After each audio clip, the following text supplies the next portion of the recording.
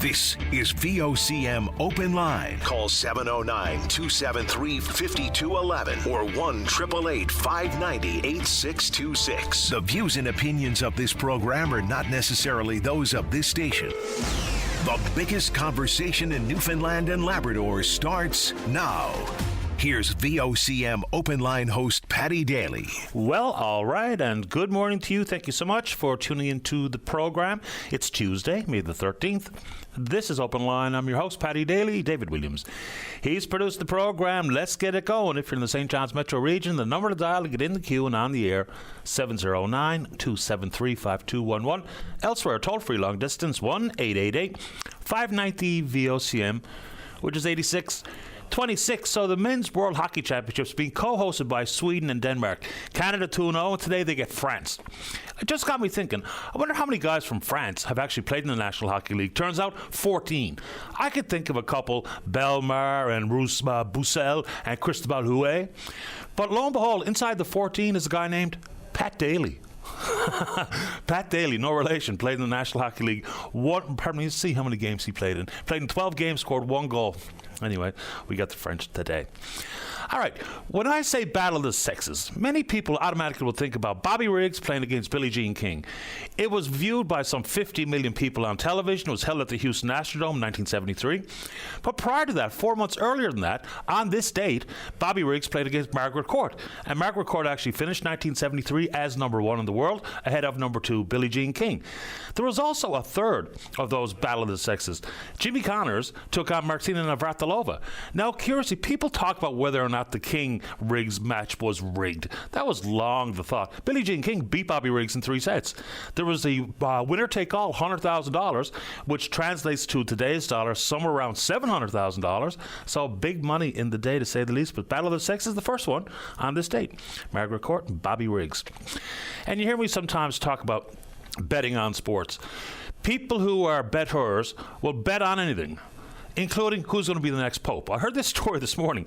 Apparently there was somewhere in excess of $40 million wagered on who'd be the next pope. Robert Prevost, now Pope Leo XIV, had a less than 1% chance of coming out as the pope, and someone put $500 odd on it, won $52,000 on who's going to be the pope, of all things. And good morning to the folks out in Portugal Cove South. The future of the Holy Rosary Church is now in the hands of the court. You know the story there. And it wasn't a parish group, it wasn't affiliated with the Roman Catholic Episcopal Corporation when they raised all of that money to refurbish the church itself. And so they think, hands off. They changed the locks. You all know the story. And now the price tag is somewhere less than $40,000. They've already scared away a couple of potential investors. So we'll find out what comes out the other side. This all, of course, and before long, we're going to have to hear from the province on this one. The compensation that has been raised, or the compensation for the victims at Mount Cashel, it's about $40 million. We're looking at a compensation pot of about $105 million. So the question will be, we've heard that maybe insurance companies can cover up the shortfall. That doesn't look like it's going to happen. So it's probably going to be resting on the provincial government itself to come up with that shortfall. And as I've said before, nobody begrudges the money's going to the victims at Mount Cashel and the severe abuse suffered there. But at some point, we're going to have to hear from the province on that one. Your thoughts, especially if you're out in Portugal Cove South, your thoughts about where we are with the court case. All right, speaking of court cases and settlements, I brought this up a few times because we heard stories that were reported that there had been a settlement achieved with the big 3 tobacco companies for compensation for provinces regarding the healthcare costs associated with smoking. In the province of Quebec, they're actually going to be able to give money to Quebec residents who have fallen ill because of their smoking. So the total pot was about $32.5 billion. For every province other than this province across the country, they still have that money's under review. First things first, like in Nova Scotia, they go right to the Auditor General about how that money can be applied. In this province, we've done something like this in the past. I guess we'll set the stage. In this province, the deficit was misleading. Why? Because that settlement money, which is not all fully guaranteed at this point, has been applied to the deficit. So we're the only province in the country to do this. The Auditor General, Denise Hanrahan, was not brought into the loop first nor last. So people will have questions. In the past, we have done something like this. In 2019, when the Atlantic Accord was updated, then that guaranteed money was put right into the provincial coffers, even though it was going to be paid over years. The difference there, it was absolutely guaranteed by the federal government of Canada. In the big tobacco case, the payments come, there's about $40 million initially, and then the rest of it to be paid over the course of 30 years. The problem there is that one of the biggest, most impactful words in the English language is if. So this is a comment coming from the government about exactly that. The quote is, if the Minister of Finance can satisfy herself and make the case to the Auditor General that the payment stream is secured, there is a legitimate basis to record the full amount at this time. But boy, oh boy, that's a pretty significant if. The future of the tobacco industry is questionable. I mean, it's not going away in full, but the ability to pay all of those billions of dollars, because it's not just here in this country. There have been hundreds of billions of dollars secured by American states regarding the exact same court challenges. So, what does it look like into the future? So the total coming to this province is somewhere around $500 million. So a significant chunk of change. But to me, you know, when it's not secured, when it's not guaranteed, and to not bring the Auditor General in like they're doing around the country, there's some questions that I think are completely legitimate to be asked here. So BC, Alberta, Saskatchewan, New Brunswick, Nova Scotia, Prince Edward Island all say that the matter is under review. In this province, of course, with money it's hard to come by, the provincial government decided to apply it all up front. So it's good news that it's coming in. And in the province of Quebec, and everyone loves this story, in the province of Quebec, they're spending it a lot. Pardon me, I said 400 million. It's 40% is up front, then the payments over the course of 30 years. And in Quebec, there's going to be money flowed directly to some of the residents, but it does indeed paint a different picture of this year's deficit, because it could have been doubled. But we're applying money that is not fully in hand and has not been reviewed. Sometimes it feels like a self-inflicted wound. If the appropriate course of action here is to bring the Auditor General in to make sure we're on an appropriate accounting path, then why don't we just do it? Because the statement from the government is, again, if the Minister of Finance can satisfy herself and make the case to the AG that the payment stream is secured, there's a legitimate basis to record the full amount at this time. First things first, make the case to the AG. So that's a pretty big story, I would suggest. And if you want to take it on, we can do it. And also an emailer asked me to bring this one back up. And it's the fact of the matter, over the past 6 years, to the tune of some $420 million paid to fewer than a dozen companies, and every single year, money's taken out of contingency funds for children with complex needs who are in care. The reason this person wants me to bring it up again is I'm pretty sure she has a child that's in care of the government. We still don't know exactly what these management concerns are that sees us go back to contingency funds year over year for the past 6 years. And unlike many other provinces in the country, we're paying the private sector to take on what really feels like the government's role. So I'll put it back out there for that particular listener and emailer, and if you'd like to pick it up, we can do it. All right, and akin to Prime Minister Carney reducing the carbon tax for consumers, yet to be enshrined in legislation, which is required. In this province, Premier Hogan, one of his first courses of business is to axe the sugar tax. So, I mean, the public has pushed back from day one. The well-intentioned sugar tax to encourage people to buy things that are less sugary makes sense in some part, but it always felt like a tax grab, and it didn't work. The government itself forecasted revenue in year number one of $9 million and income over $11 million. And over the course of the 3 years where it's been in play, tens of millions of dollars have come in the door to the provincial government, and people's purchasing decisions have not changed for the most part. So, of course, this is going to require legislation, and I understand you can't flip switches on legislation, but that's going to have to happen. And also, the old sugar tax, it wasn't even equitably applied by different retailers. Some people would go here and buy powder for iced tea, and the sugar tax is on. You go somewhere else and it's not applied. There was confusion at the 11th hour between the distributor and the retailers, how it was going to work, but it's going away. When we're going to see the legislation passed to see it eliminated remains to be seen. Tony Wakeham, of course, leader of the PC party, he's been on this one since day one. Sometimes, look, for starters, the role of the opposition is critically important. Of course it is, regardless of which party is in power and which party is in opposition. But it would have been really important for the government, upon review of even year number one, if it wasn't working, like everything else in this world, regardless if you're a supporter of the Liberals or the Tories or the NDP or whoever, public policy has to be measured against reality, has to be measured against whether or not the intentions have been met, have been achieved. And it hasn't been from day one. So I think this will be welcome news when we talk about cost of living and the price pressures that we all feel. It's not the biggest deal in the world, but symbolically, when a tax grab, which is what it felt like, and it's hard to argue against that being the appropriate phrase attached to the sugar tax, so it's going away. So they'll have to amend the sugar sweetened beverage tax to fit. You want to take it on? Let's go. All right, so we've been talking, unfortunately, a fair bit about public safety and violence, whether it be in schools or in the general public, and the role that drugs play in organised crime and all the rest of it.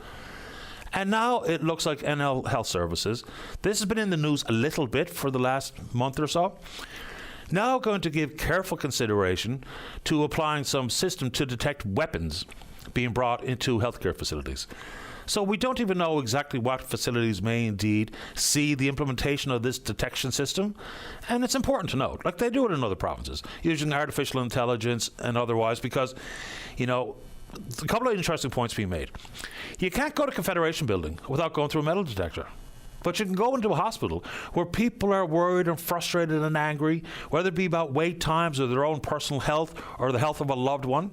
And we've seen acts of violence.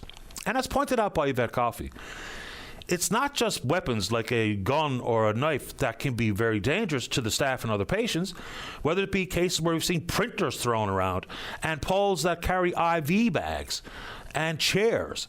So whether it be increased training for security on site, whether it be some additional training given to staff to de-escalate some frustrated visitors or patients that may indeed be willing to lash out physically. But it's a crying shame, even though it probably makes sense, that we have to do more to beef up security for the protection of all hands inside.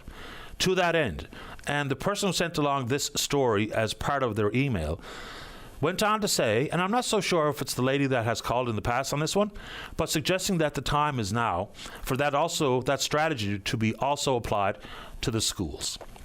We've seen the stories. There have been weapons confiscated, whether they be brought in for defensive purposes and or for aggressive purposes.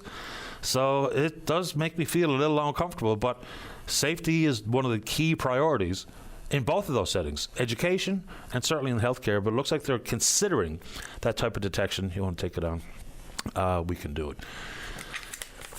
This one in healthcare, but also quite bizarre. So, a lady named Lisa Driscoll pled guilty to 5 charges in court yesterday here in town. 2 counts of fraud over $5,000, 2 counts of unlawfully obtaining or possessing another's identity with the intent to commit an indictable offence, and 1 count of failing to comply with the probation order. Okay, so she was charged in 2023. Investigation was held by Central Health. She was working as a registered nurse, several locations, under the identity of others. She didn't have the credentials, period. When she was then on probation, she managed to work at 3 nursing homes here in town. We also know that years ago in Ontario, she was caused with negligence causing death. Her 4-year-old son died. She was sentenced to 2.5 years in prison, only served 75 days. So, okay, that's just one standalone court case. But it's not the only time we've heard of someone working in an important sector like long-term care or other healthcare facilities that wasn't who they said they were and did not have the credentials to back up their application form. So fine that this person has now been caught and charged and has pled guilty. Remains to be seen what her sentence would be. That's scheduled for the 25th of September. But she was here on an alias and they didn't have the credentials. That really does beg questions regarding vetting in every walk of life, especially when you're working alongside some of the most vulnerable people in society, people in a care home, people in a school, people in a hospital. This can't happen.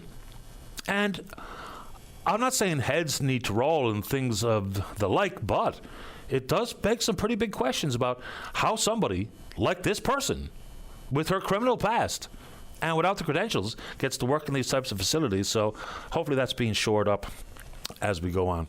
Okay, just skip a couple of quickies. And I do take my lead sometimes from the listener and the emailer.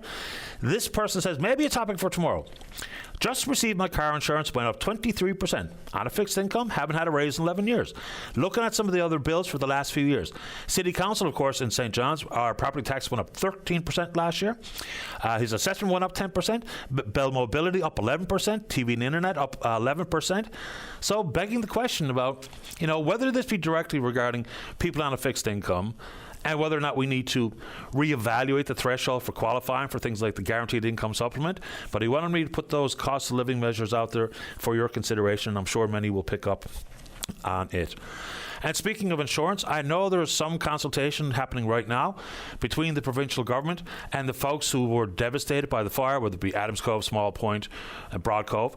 So no firm announcement yet. The province says they will indeed come to their aid. What that looks like, we don't know. I've been asked, do I know? And the answer is no, I don't at this moment in time. All right, a couple of quick ones. Good on the folks at the College of the North Atlantic. For the second year in a row, they just held something that they called Jill of All Trades. Trying to break down that barrier made people feel like trades were only for guys, only for men. When, of course, there's not. There's been a long-standing office at the provincial government regarding women in the trades. So I'd love to hear from either one of the high school students or someone who's been through the office of women in the trades. Along those lines, I will throw this out there one more time. When we talk about stigma and barriers and hurdles, same thing when it comes to certain healthcare professions, including nursing. There was a story last year maybe sometime, where for the first time ever, the entire staff on one of the floors, I'll just guess 4 North A, 4 North B, the Health Sciences, was all men. Maybe there should be a campaign to open up people's eyes that there's absolutely an opportunity for men to be in the nursing profession. It's no longer just for women. So when we see the shortages and we hear the stories, so whether it be women in the trades or men in the nursing profession, it's probably a great conversation to have. Maybe we'll reach out to the college itself and see how successful that has been. Anyway.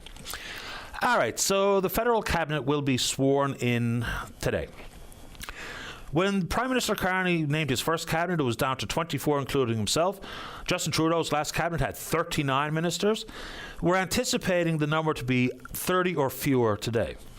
Notably, bringing back what has been not used as a specific reference as the Secretaries of State, of which we're thinking there'd be around 10. What that looks like in this province, we don't know. We are told through the rumour mill that every province and territory will be represented either in cabinet proper or as a Secretary of State. Who may be the representative for this province? I'm not sure. Will Joanne Thompson be back in? I don't know. Tom Osborne, Phil Earle? I don't know. What's a really interesting one to me, and of course I have no information on this front yet, is Anthony Germain. So the judicial recount is happening now in Terranova, the peninsulas, but Mr. Germain can speak Mandarin. I wonder, does he pull on a Secretary of State position in Foreign Affairs? I mean, we all know the conversations regarding dealing with China on a variety of fronts. And, of course, there are plenty of staffers working for the federal government can speak Mandarin, of course. But you wonder whether or not, as a sitting member of Parliament, and I'm sure there's going to be some consideration of waiting for the outcome of a judicial recount. But anyway, the cabinet comes in today. We are told Jonathan Wilkinson out as the Minister of Natural Resources. But we do know that Chrysler Freeland will be in cabinet. We do know that Stephen Guilbeault will be in cabinet. So we don't know what it's going to look like for representation regarding the West, which is going to be a big part of the ongoing conversation here, because the stormy conversation and negotiations and or thoughts of referendum are growing by the day. I hate to bring it up, but that's the case, and you want to take it on. Let's go.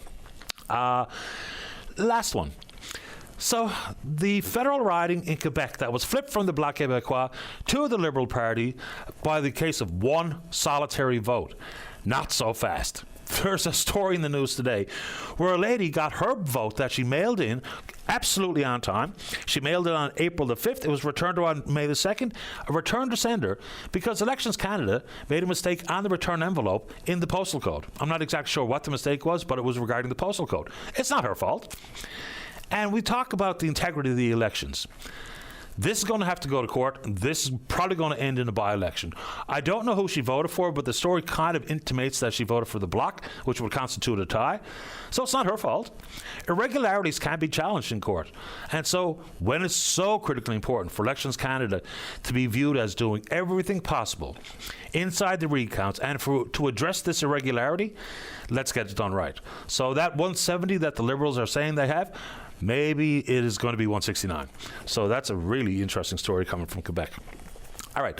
On this date, 1970, the Beatles' world premiere of Let It Be, the film, was premiered in the United States. It wasn't until a week later where it made its way to the UK. And of course, it included that unannounced rooftop performance. It was the last time the Beatles performed in public. And in addition to that, no Beatle went to any of the premieres of Let It Be. I want to say good luck, go get him, to Butlerville's very own Jacob Lewis. He's in the finale tonight at Canada's Got Talent. He's had a great run so far. He's a really nice guy and has a lovely voice, good performer, $1 million prize on the line, so he's in it with a shot. So good luck to Jacob. I'm sure there'll be some pretty heavy viewing parties in different parts of the province. Oh, what time is that on TV tonight? I think it's 9:30. It is on 9:30 Newfoundland Standard Time on City TV. Good luck to you, Jacob. We're on Twitter. We're VOCM Open Line. Follow us there. Email address is openline@vocm.com. When we come back, let's have a great show. That can only happen with you in the queue to talk about whatever's on your mind. Don't go away. Welcome back to the show. Let's go to line number 1. Good morning, Tom. You're on the air. Good morning, Paddy. How are you this morning? Doing okay, thanks. How about you? Not too bad. Sorry to have to leave you in the lurch yesterday, but there's just too many fires and not enough hoses. And I had to run, sorry. Just wanted to, as I spoke to one of the guys last week, that's where I was raised, out in Conception Bay North, in Broadcove, where all the fires were. I went to school in Western Bay, so a lot of friends out there still, and I hope they're all making through it. But very devastating news for all the people in that area. No doubt. Beautiful area. Before I get to the point, I spoke to you a couple of weeks ago about a family in Botwood that we were trying to get relocated to here in St. John's because the son, needs to go to the Miller Centre for treatments, and it's too expensive to go back and forth. So we've been fortunate. We found the family an apartment in Mount Pearl. And they'll be moving in sometime early June. They still need some help with moving expenses, so they've set up a GoFundMe page. And anybody out there's had a couple of dollars to spare, they can go on the web to Nathan's CMT Journey and make a donation, and I'm sure everyone would appreciate it. It's about a couple of $1,000 to get our furniture and effects packed up and shipped in here. So any contributions, $1, $10, $20 would certainly be appreciated to help get the family in here. So thanks for that. The reason I called yesterday was we were out to Mother's Day dinner or breakfast with my wife and son, and got a call from one of the neighbours that I should come in because she's one of the great neighbours around the hub that picks up garbage and things when she sees it. And she noticed under a ramp here there were some needles. So I left and came in, and sure enough, I think everybody in the area they must have come for a party because there were at least 20 needles underneath our ramp here. On the step going up to our kitchen area, somebody had obviously parked and left 2 razors, a can of shaving cream, toothpaste, toothbrushes, and a wet cloth, and a bunch of sanitary wipe things, I guess, disinfectant wipes, I guess, where they wipe their arms before they inject. So really, really quite a mess of needles. And, a lot of kids play on the ramp with their skateboards and things, so very concerned.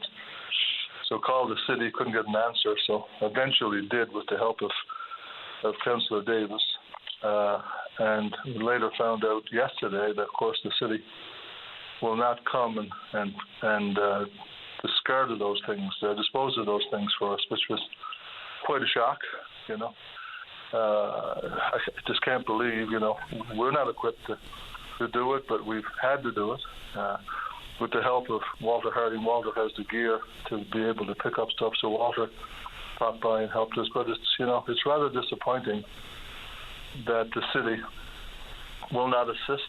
They keep calling us a private entity. We're a charity.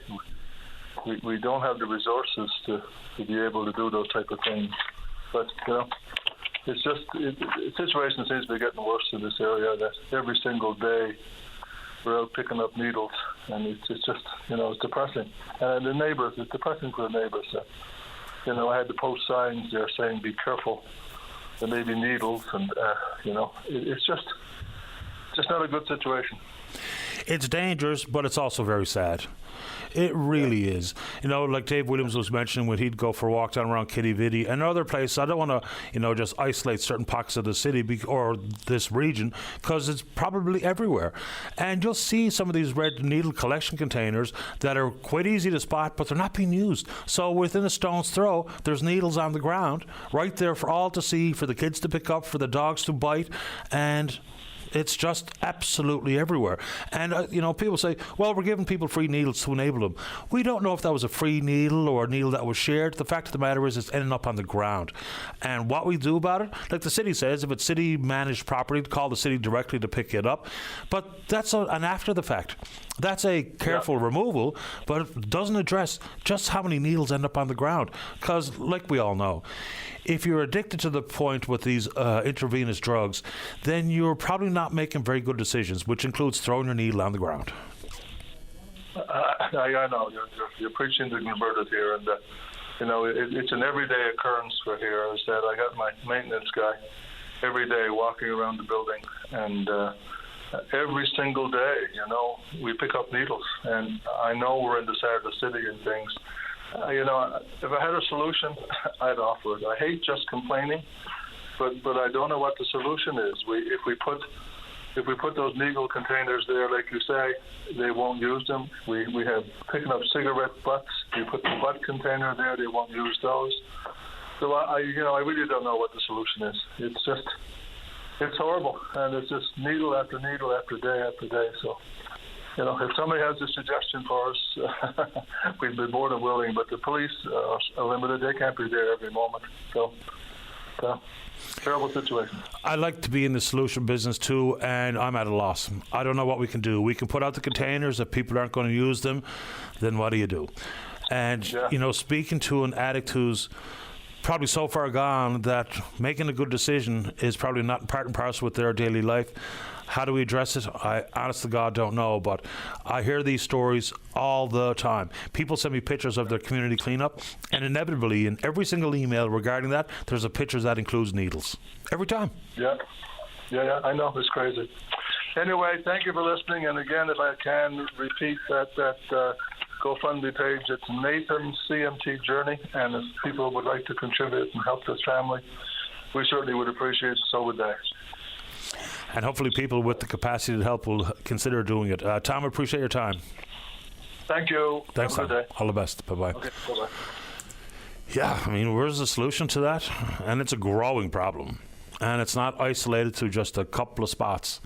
It's almost everywhere, and every bit of trail network, people ducking in the woods. I saw some needles when I was cutting through from the Confederation Building parking lot in to walk around Kent's Pond, right there at the trailhead. Well, I guess 10 feet in. There they were, 4 of them. All sitting right there. Garbage can right on the corner. Anyway, let's take a break. When we come back, oh no, Tina's in the queue. Her house burnt down out in Adams Cove. We'll speak with Tina, and Kevin's got a suggestion regarding what we just talked about with Tom with the needles, and then we're speaking with you. Don't go away. Welcome back to the show. Let's go to line number 3. Kevin, you're on the air. How you doing, big guy? Not too bad, you? Why don't we just employ somebody for this? There's people out there that actually do these courses for bug spec, do the courses for dangerous pickup, stuff like that. Let's employ somebody for it. You got one guy who goes to several different sites every day. Maybe you got 5 guys. 2 will pick up a lot of needles. There will be significant change, I'm sure. Now, when it comes to the drug stuff, I was an addict one time, and I went out to the Grace Center in Harbor Grace, and I'm telling you, what a beautiful place that is. There is significant change in the jurisdictions, the demographic of people that are out there, that there is help to get, and if you want it, you can get it. But there are, like you said, there's a lot of people out there, and if you're into IV drug use, you're not making good decisions. But at the end of the day, there are responsible ways to do it. But abstinence is the key. However, the city should just employ somebody. What's wrong with that? I don't get it. Yeah, if the city owns and manages a piece of property, then you can call the city and they will dispatch someone to deal with it. So that's all fine and dandy, but then you got to try to jump through hoops, whether it be needles found on a school property, and then you have to go through the province, and then if it's a dispute about who actually owns the property itself, then you probably have to go, be put on hold and pass along to this person and that person. So your idea makes sense to me. If the city thinks that it is a problem, and it obviously is, then if they can have bylaw officers going around giving me a ticket during the winter parking ban when there's no snow on the ground, then maybe we can train them up and give them the safety items required to be on the needle pickup as well. Like, why not? Absolutely, totally correct. And it's just the safety of our children, safety of our people, and our families and stuff like that. I mean, at the end of it, we got to be able to stand on our own two for this stuff. If you're afraid to pick up a needle, then I don't know what to tell you. Because I do. I pick them up all the time. Like I said, I was one time a drug user, and now I'm a successful person. But if I see one on the street, I'll pick it up. I'll put it in one of those red boxes. No problem. I got no problem with that, Yeah, I'm not afraid of it either, personally. No, man. We got to be able to take care of ourselves, too. If I see somebody using IV or whatever like that, that's fine. I might keep an eye on them for a minute or to throw a needle out the window. If they do, I'll pick it up, put it in. But, there should be somebody in the city that is employed for it. It's not something that is a thing. You could get AIDS from this, you get hepatitis C, you get a lot of different that will be life-changing, life-altering. And there is a level of responsibility that comes on to the drug user. But like you said, if you're using drugs, you're not making. If you don't mind me asking, Kevin, and feel free to ignore, but how long have you been clean? I'm clean now, maybe 6 or 8 months. Yeah, good for you. I was clean 3 months before, and I slipped. I went out to the Grace Center in Harbour Grace, and I'm telling you, what a place. What a beautiful place. They treat you like you're a king out there. And man, I tell you, I recommend it to anybody. And the people and the staff out there, they help you. There's so much information. There's so many professionals out there. And they just really make sure that you are ready for the street, ready to go home and be a different person. Be the same person that you were before you started drugs. Kevin, but what a spot out there, man. I recommend it to anybody. Go to your family doctor. Go to your nurse practitioner, whoever. Get a referral. Go on out to the Grace Center in Harbour Grace and visit out there for 30 days. And I'm telling you, it'll make a world of difference. I'm really pleased for you, Kevin. Keep up the good work, and thanks for the call. All right, man. You have a great day. You too, pal. Bye-bye. There you go. It's a good story and a reasonable suggestion. Let's take a break. Don't go away. Welcome back to the show. Let's go to line number 2. Good morning, Tina. You're on the air. Hi, Patty. Good morning to you, Tina. Welcome to the show. Thank you. Tell us about your loss. Well, I don't know where to start, but the first thing I'm going to start with is just to thank everybody, for donations, clothing. I can't, I think we're still in shock, but the kindness and everything that everybody's, from my friends to my family to strangers, we literally fled the house with just the shoe. We didn't even have shoes on. Well, my dad had his slippers on. We actually had to flee the house. The house got on fire that fast, right? So I grabbed my purse. I don't even remember grabbing my purse. But, I'm sitting here now and I'm still shaking. Dad is still there. We're still, I think we're still in shock, to be honest with you. Not just that everything burned down, but, the part where we nearly died trying to get it out of there, right, was pretty traumatic.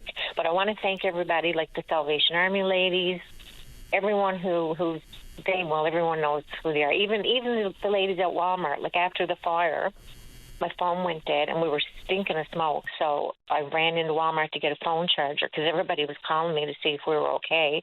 And I think I had 4 or 5 ladies that worked there going around the store looking for a charger for me and helping me. And just the kindness and support is just that alone is overwhelming, because you know, when you don't know until something like that happens what it feels like for someone just to give you a simple, like my cousin came out the next morning and got me out a toothbrush, and like that meant like $1 million to me at that moment, right? Tina, I'm really sorry to hear this happen to you. How much warning did you have? How close was the fire when you grabbed your purse and off you went? Okay, so I was outside and I was doing a bit of yard work, and like a beautiful day, I had my music on, listening to POWR, sorry, but I was listening to music, and I started to smell a bit of smoke. So anyway, I didn't really panic or anything, because there was a little forest fire the day before, and I didn't even know about that one, right? And that was just like not far from where we were. So I went in and I said to Dad, Dad, I smell like smoke. I said, I think there's a fire somewhere. So I said, I'm going to get in the car now and just go, and see what's going on, right? Not thinking that, So anyway, when I went out the road, because we were the first area that the fire hit, like house-wise, right? Like that area. So anyway, I went out the road, and way over the hills, I could see like very big, like an inferno of flames just going up in the sky. But it was in the distance. It wasn't close or anything. So I drove right back in the road. I don't know, maybe that took me 5 minutes or so. And I said to Mom and Dad, like, we have to evacuate. No one told me, because no one had time to tell me, right? So I said, we have to leave. So Mom said, she said, I need my coat. So I went in the bedroom and got her coat. And when I came back, the yard was on fire. There was fire in the backyard. There was, like, the fire was everywhere, like all different spots. But right across the road from us, there's a house. And up on back of his house, he had like 2 or 3 barns, I think, and he had like antique Jeeps in there and stuff like that. So I don't know for sure, but I think that was on fire. His house didn't burn. The fire came right down beside his house, because I went down the next day and looked at it. So like my father said, that's probably like, and so when I looked out the window and I seen fire, then everything just got right black.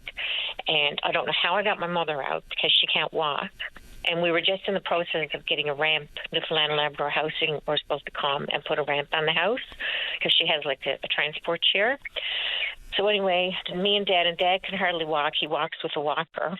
But anyway, we got her in the car somehow. And by the time, when we got out on the doorstep, it was just like an inferno of heat and smoke and stuff flying around. And when we got down to the bottom of the driveway, I couldn't see. I didn't know if I was on the road. I just used my, sense of direction. And we just drove off the road a little ways, and then we were out of the fire. Like, it was just crazy. Like my father said, my father's 82. He's never seen nothing like that in his life. Like 1 minute, and he said that he's seen this big fireball come over from across the street and just come over to our place, right? And like even the backyard, there was flames coming up behind. Dad had a garage in the back garden, and there was big flames coming up behind that when I got us in the car. So. Boy, oh boy. Yeah. I mean, I can't even imagine, dealing with the immediacy of trying to leave safely, and then the aftermath of trying to rebuild or asking all those questions. So, yes. I mean, we know there's some discussion at the provincial government level about coming to your aid. What that looks like, we don't know. I guess we'll know in the coming days. So what's next steps? Are you talking about just rebuilding right where the home was in Adams Cove, or what are you thinking about? We didn't have insurance, so... Ooh. That's why I thought maybe you could help me, because I'm in the dark. Like, I don't know, am I supposed to call somebody? Am I supposed to just wait for someone to contact me, or like, I don't even know what we're supposed to do, right? So Adams Cove is an LSD, right? A local service district. I would imagine they should play an active role here in compiling names to act as your advocate with the provincial government. You can indeed contact emergency services directly here, but what I will do for you, Tina, is I'll get you exactly the number where you can put your name on a list for compensation in the future. But I'd also go to my LSD leadership and see if they're going to play a role in making sure that everyone in that local service district knows what to do and how to avail of any compensation if and when it's coming. But I'll try to get you a number myself. Yeah. So Steve Crocker, is that who you mean? I have to contact him? Well, his office will pass you along to someone else. Let's see. Because nobody's contacted us yet. But I mean, I don't know these things take time, but that's what I'm wondering. Like, do I wait for someone to contact me, or am I supposed to contact somebody? I'd contact emergency services personally, and All so right. this is a number that is simply for. This is all directly related to Fiona, which is no good to you. But let me put you on hold. I'm going to get your number. All right, thanks, Okay, Patty. no problem, Tina, and good luck. Thank you. You're welcome. Bye-bye. So Tina's on hold. Let's take a break, and I will get her a number ASAP. Don't go away. Welcome back to the show. Let's go to line number 1. Caller, you're on the air. Oh, hi, Patty. Hi there. Okay, just making sure that I'm speaking to you. Yeah, I'm just calling on behalf of a person who is a former patient of a deceased psychiatrist here in Newfoundland. Okay. So his psychiatrist passed away, and 2.5 years ago. He's been off his medication ever since. And I don't know if you've heard this scenario before, but now when he speaks with when he went down to see the doctor referred him to the Waterford. I spoke with him, and he doesn't want to go for 30 days in the Waterford. Is there a way to expedite this without being reassessed? Probably not. So, Probably not? No, I don't think so. We had the same conversation with many people when Dr. Lotta passed away there a few years ago, and the people that were in his care. I think there was some arrangements that had been made because I think he was probably very close to retiring when he unfortunately passed away while on holiday. So I think that wheel was in motion. In this case, I really don't know. Did this doctor work at a private clinic, or did they work at the mental health facility, or where was this doctor? No, it was actually Dr. Latta. It was Dr. Latta? Yeah, Latta, yeah. So when he went to see his local doctor, she referred him to the Waterford, and he stated to me that he really didn't want to, go in for another 30 days. I sat down with him and went over his medications and that. I do volunteer work. I'm just here on holiday right now. I'm trying to help. So I just want to see if I can help him, maybe expedite this to where, a psychiatrist, current psychiatrist in St. John's can take over Dr. Latta's files. Yeah. But for him to go to the Waterford is out of the question. He just won't do it. And he has multiple diagnoses, like almost everyone on the DM5, right? So... Well, I'm going to try to help too. So, just a couple of things. I do know someone who was under the care of Dr. Latta that it was immediately picked up by another psychiatrist. I don't know how that worked, but I can ask that person that question. They're pretty open with me about it. We've been friends for a long time. Number 2, are we 100% sure that it would require a 30-day assessment as an inpatient at the new mental health facility? Well, this is the thing. He's absolutely no to that. He does not want to go. Like he said, I was on all these medications. My psychiatrist passed away. Now he's not on anything. So when he went to see his local doctor, I mean, she just referred him to the Waterford, and I guess that's their way, to expedite it, to send him direct to the Waterford. But that's one step that he's not going to take. So if even you could find out which psychiatrist, that Dr. Latta, Dr. Latta's patients have gone to or taken over his caseload, that would be perfect. I'll see what I can find out. But I think my specific question is, the referral to the new mental health facility, does that actually mean in every single case it requires a 30-day inpatient assessment? Or is it possible that it's less onerous than that? So that's something that I would do first is, you got to ask that question of some of the mental health professionals at the new hospital about what is required if and when your doctor, in this case, Dr. Lotta, has passed away. So I'd be sure to ask that question before I worried about it being 100% a 30-day inpatient assessment. So I do that much first. And I will try to find that name from my friend. Okay, now who would I contact? This is the thing. I can make connections now through you. Who would I contact to find that out? Like if they actually need a 30-day assessment? Well, I don't really know exactly who that could or would be, but I'm going to give you some point of contact here. Okay. Yeah, I mean, you're going to have to speak with an actual healthcare professional because I don't have a specific answer to that question. But let's see. Okay, here we go. I think this is probably it. Okay. All right. So there's a couple of easy ways where I think you're going to get some easy answers here.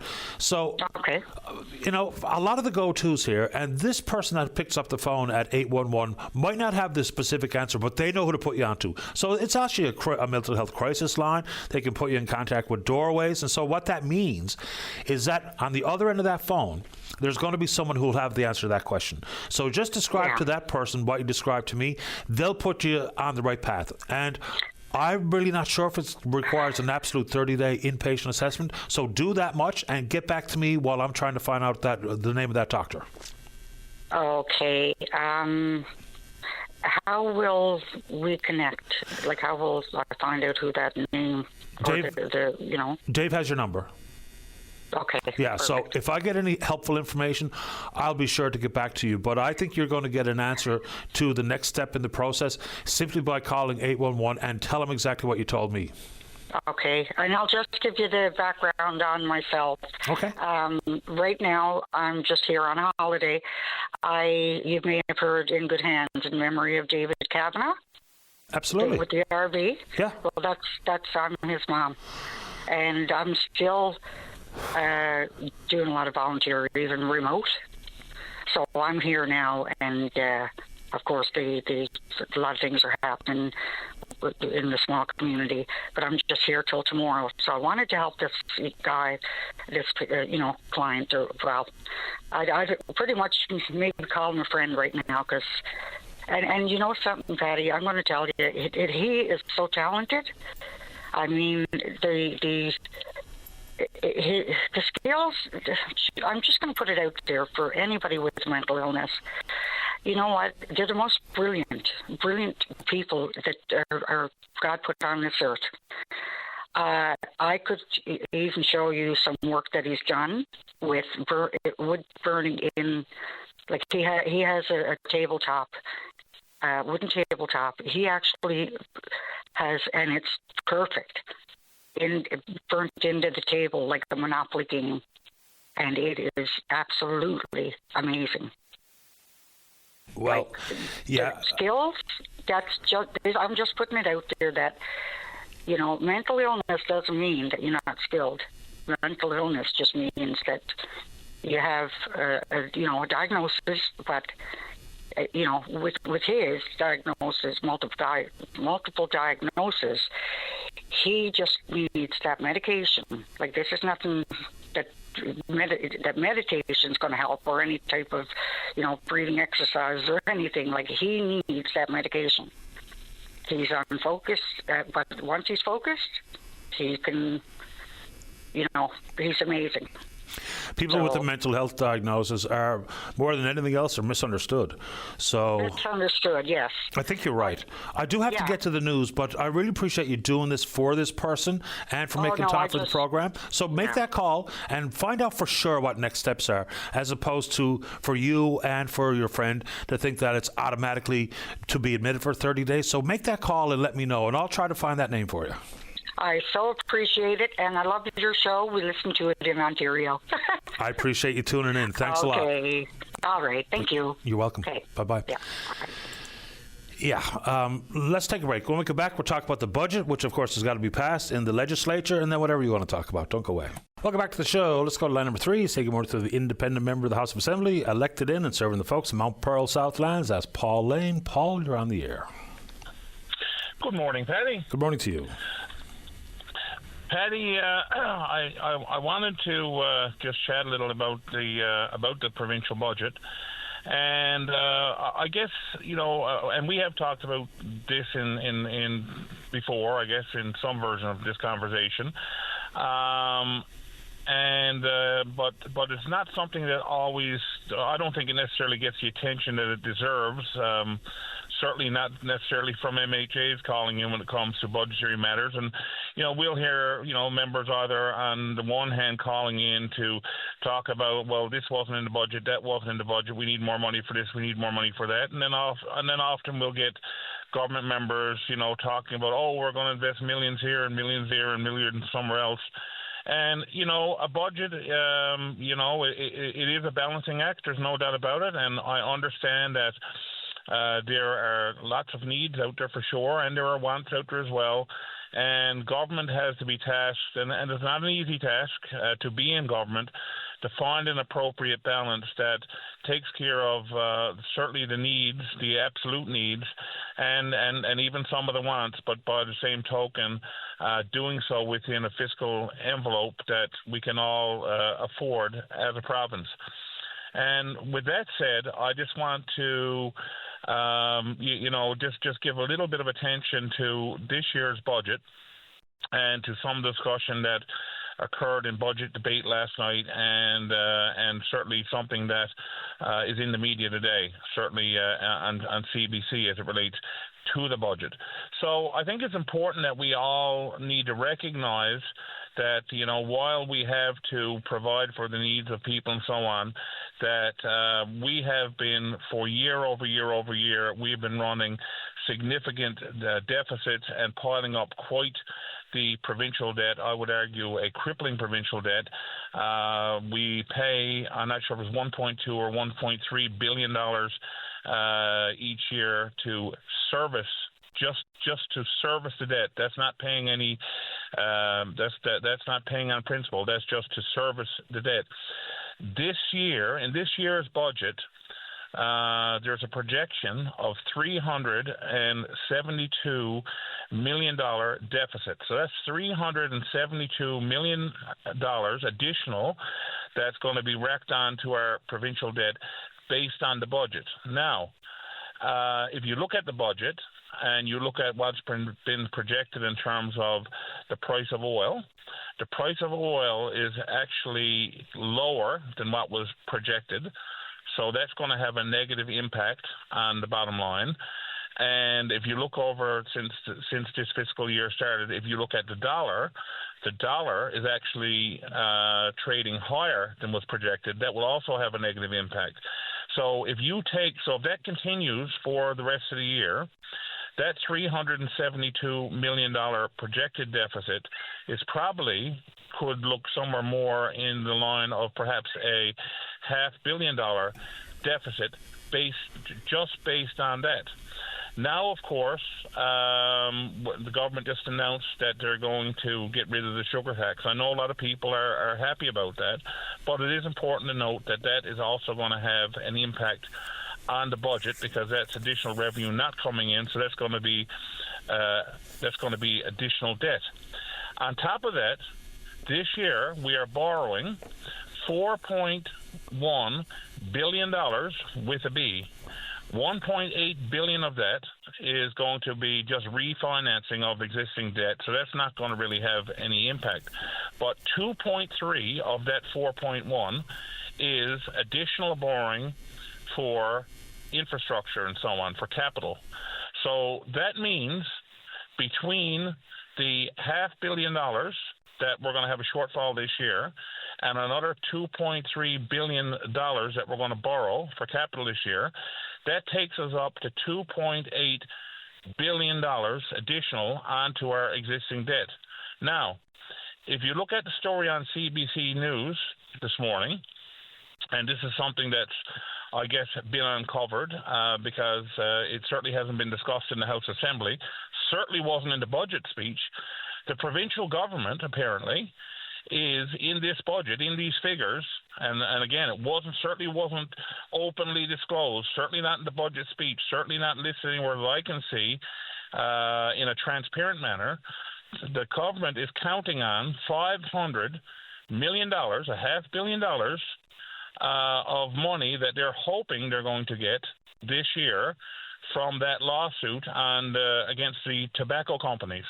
And according to the news story, they have not gone to the Auditor General and so on even to seek advice as to whether they can even properly claim it on this year's budget, if they should or if they shouldn't have. Other provinces apparently haven't, or have maybe claimed a portion of it, but not all of it. But we're going to claim the whole $500 million in this year's budget, money that we don't even have.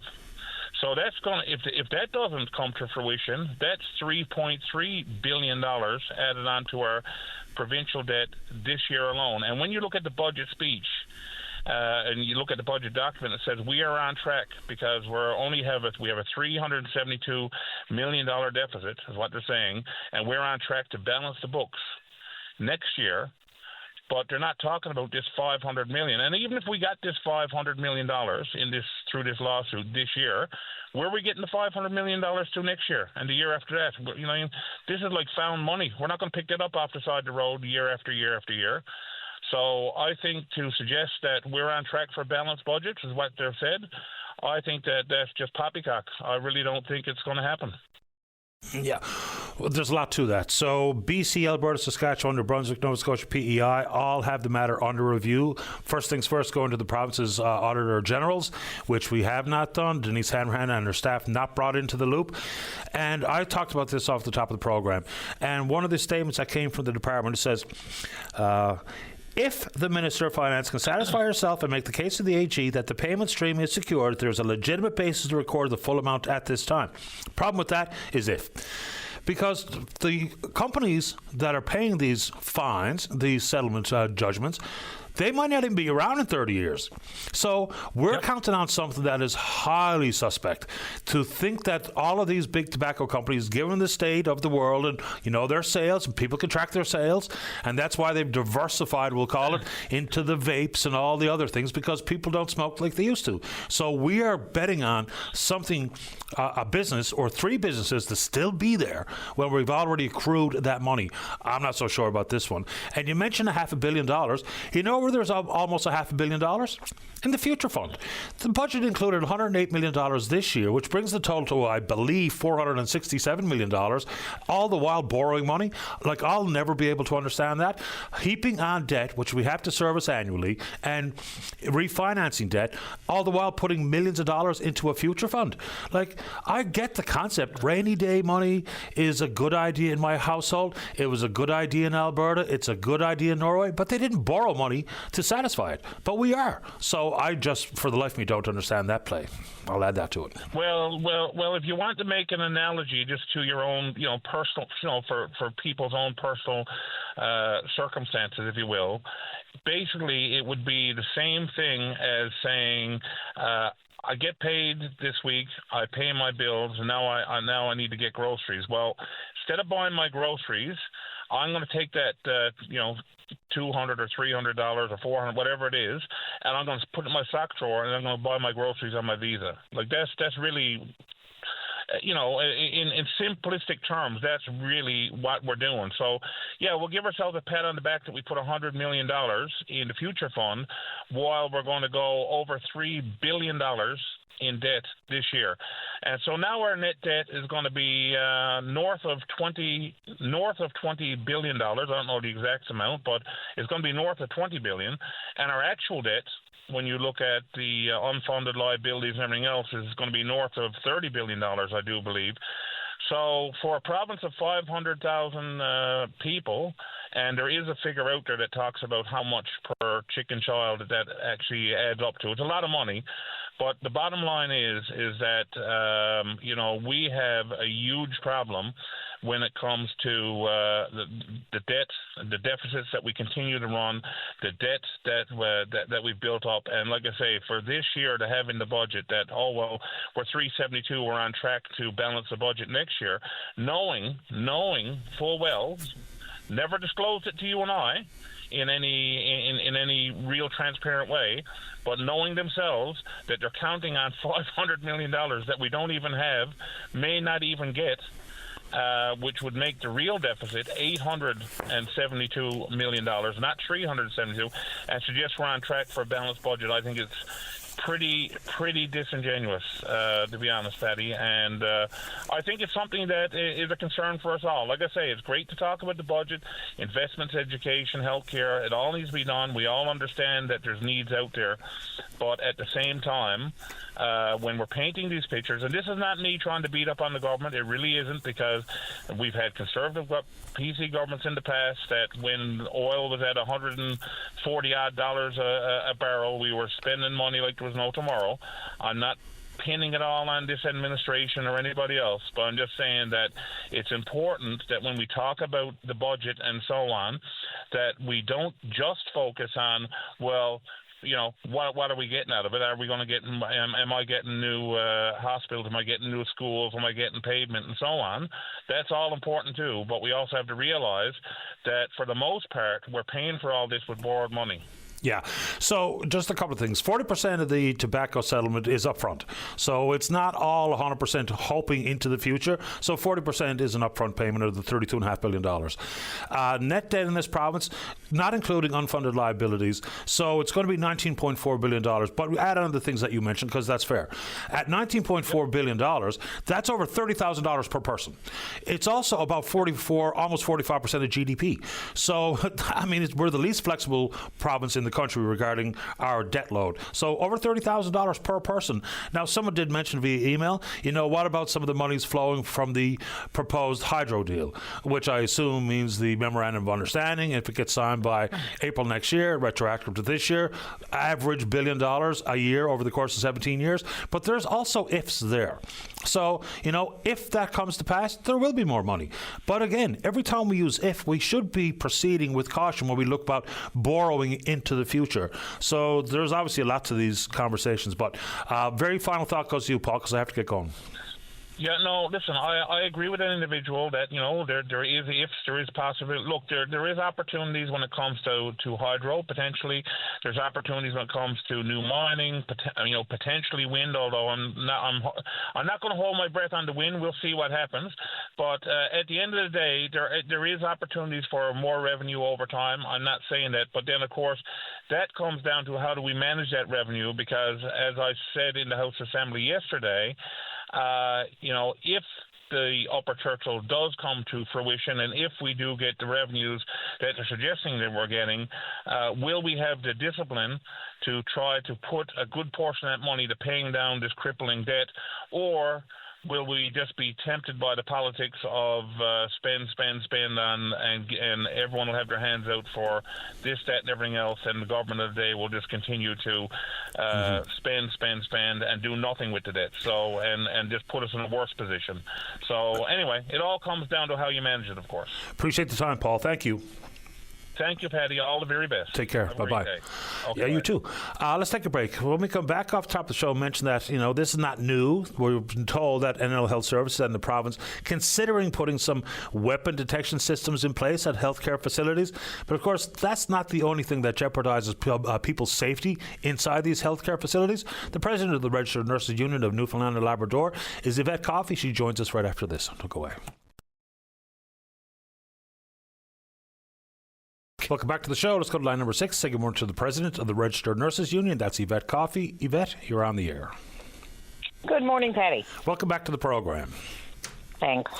So this has been bandied about for some while now, but your thoughts on the consideration to put weapon detection systems, whether it be artificial intelligence or just metal detectors, otherwise at healthcare facilities? Well, I think it's only one part of the solution to addressing, you know, the increasing violence that we're hearing about every single day in the health sector. We also have to have a fulsome strategy, a fulsome plan in place, and that includes what we're asking for, which is an independent health sector safety council.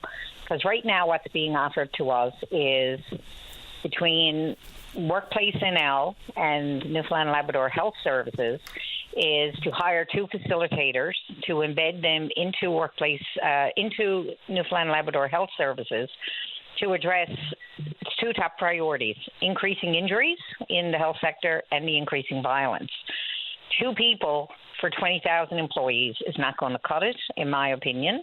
I am at the table agreeing to be part of the oversight committee for this, because this is better than having nothing at all. But I often say you can't put a price on safety, and everybody deserves to feel safe at work, no matter where they work. Absolutely. And you point out accurately things that can happen inside the healthcare setting because, okay, so the knife or the gun didn't get in or the brass knuckles didn't get in, but an IV pole or a chair or a printer or who knows what can very easily be used for violence. So I'd like the idea of some additional training for security. And I know it sounds like an excellent idea for de-escalation training for the frontline staff, but that once again says that we're going to put people directly in harm's way. So I think it's a good idea, but how do we strike that balance? Because it's one thing to have de-escalation techniques being taught, but how they're employed and how successful they can be. We're talking about like hostage negotiators working for the FBI, which is not what we need out of staff. Absolutely. And I often say, you can't walk into CBC or the Confederation building just off the street, but you can walk into any healthcare facility in this province. The doors are not locked because we're often told they're public building. Well, I would consider Confederation building to be a public building, but I had to go through a metal detector in order to go to a meeting at the Confederation building. I often say, we had a big incident last week in one of our big emergency rooms where the triage area where you go and you register and see the nurse for the first time, and they assess you and triage you according to the acuteness of your illness or injury.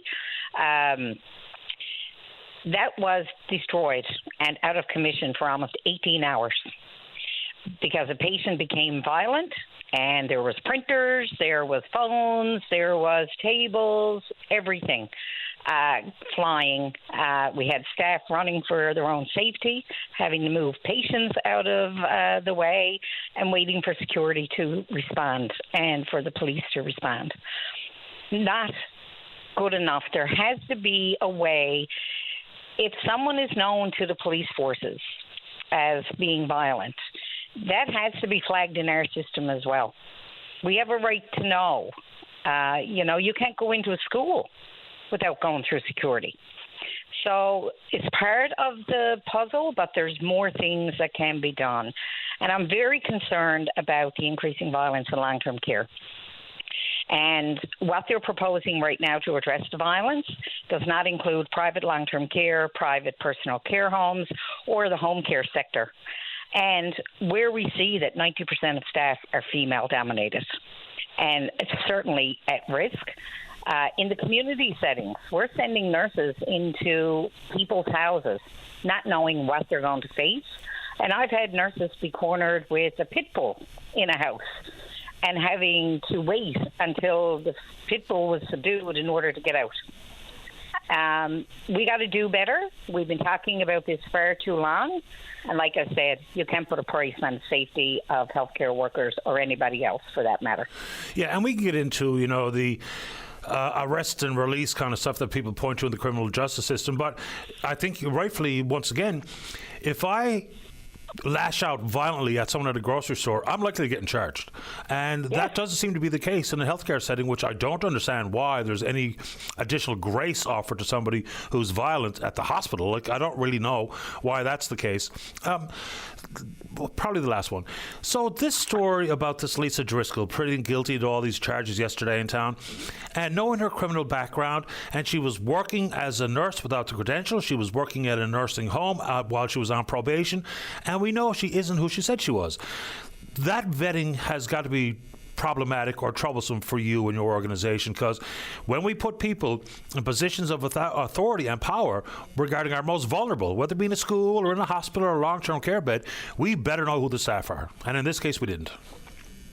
Absolutely. And, that was an identity of one of our actual registered nurses that was stolen by this person, and not caught, right, by the regulatory body, not caught by the employer, and certainly not caught by the private agency who was making big bucks off of Newfoundland and Labrador and the people of our province.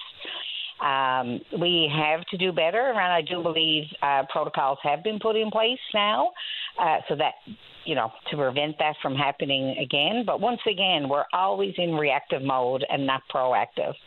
And the most vulnerable of our society, I think it's a sign of who we care for. And we need to do better for people in long-term care. It's not put them in long-term care, shut the door and walk away and not think about them anymore. We need to do better. We need safer staffing ratios there. We need de-escalation techniques for sure, because with the population with dementia, you can see violent outbursts, but there has to be a protocol in place to address that for every individual patient and resident.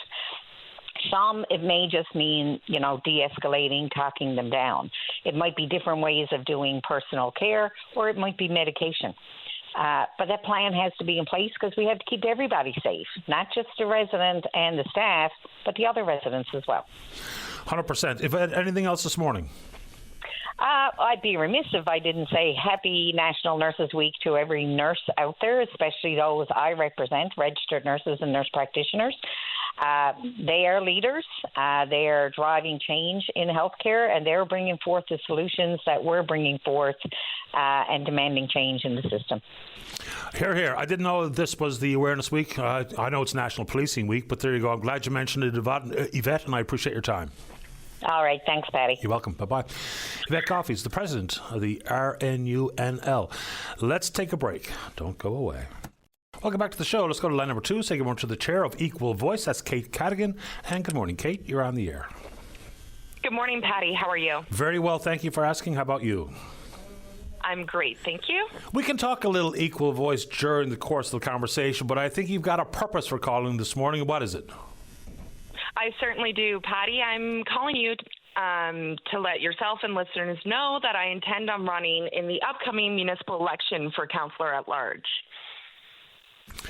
And that begs the question, why? At this day and age, yes. Given what we see in politics, why now? Yeah, exactly. Many are thinking that this may not be the most attractive time to get involved in politics, and I actually think the exact opposite. I have a deep connection to our community and its people, and I care what's happening politically and the decisions that are being made, and that's kind of pushed me forward to make this decision to put my name forward for the upcoming election in October. I think as a young person who sees themselves living here for a long time and contributing to our city, I have a long-term interest in its success, and I really think that my voice would be valuable around the table. A lot of the big things that we focus in on this day and age, number one that comes to mind is cost of living. Some things are at the control of municipal levers to be pulled, but not a whole lot. So if you're talking cost of living, which I think is front of mind for virtually every Canadian outside the top 1% muckety-mucks. So as a councillor, what can you do in that envelope? Yeah, you're absolutely right. I think municipal government certainly has a role to play in everything that's happening right now politically, including the cost of living crisis.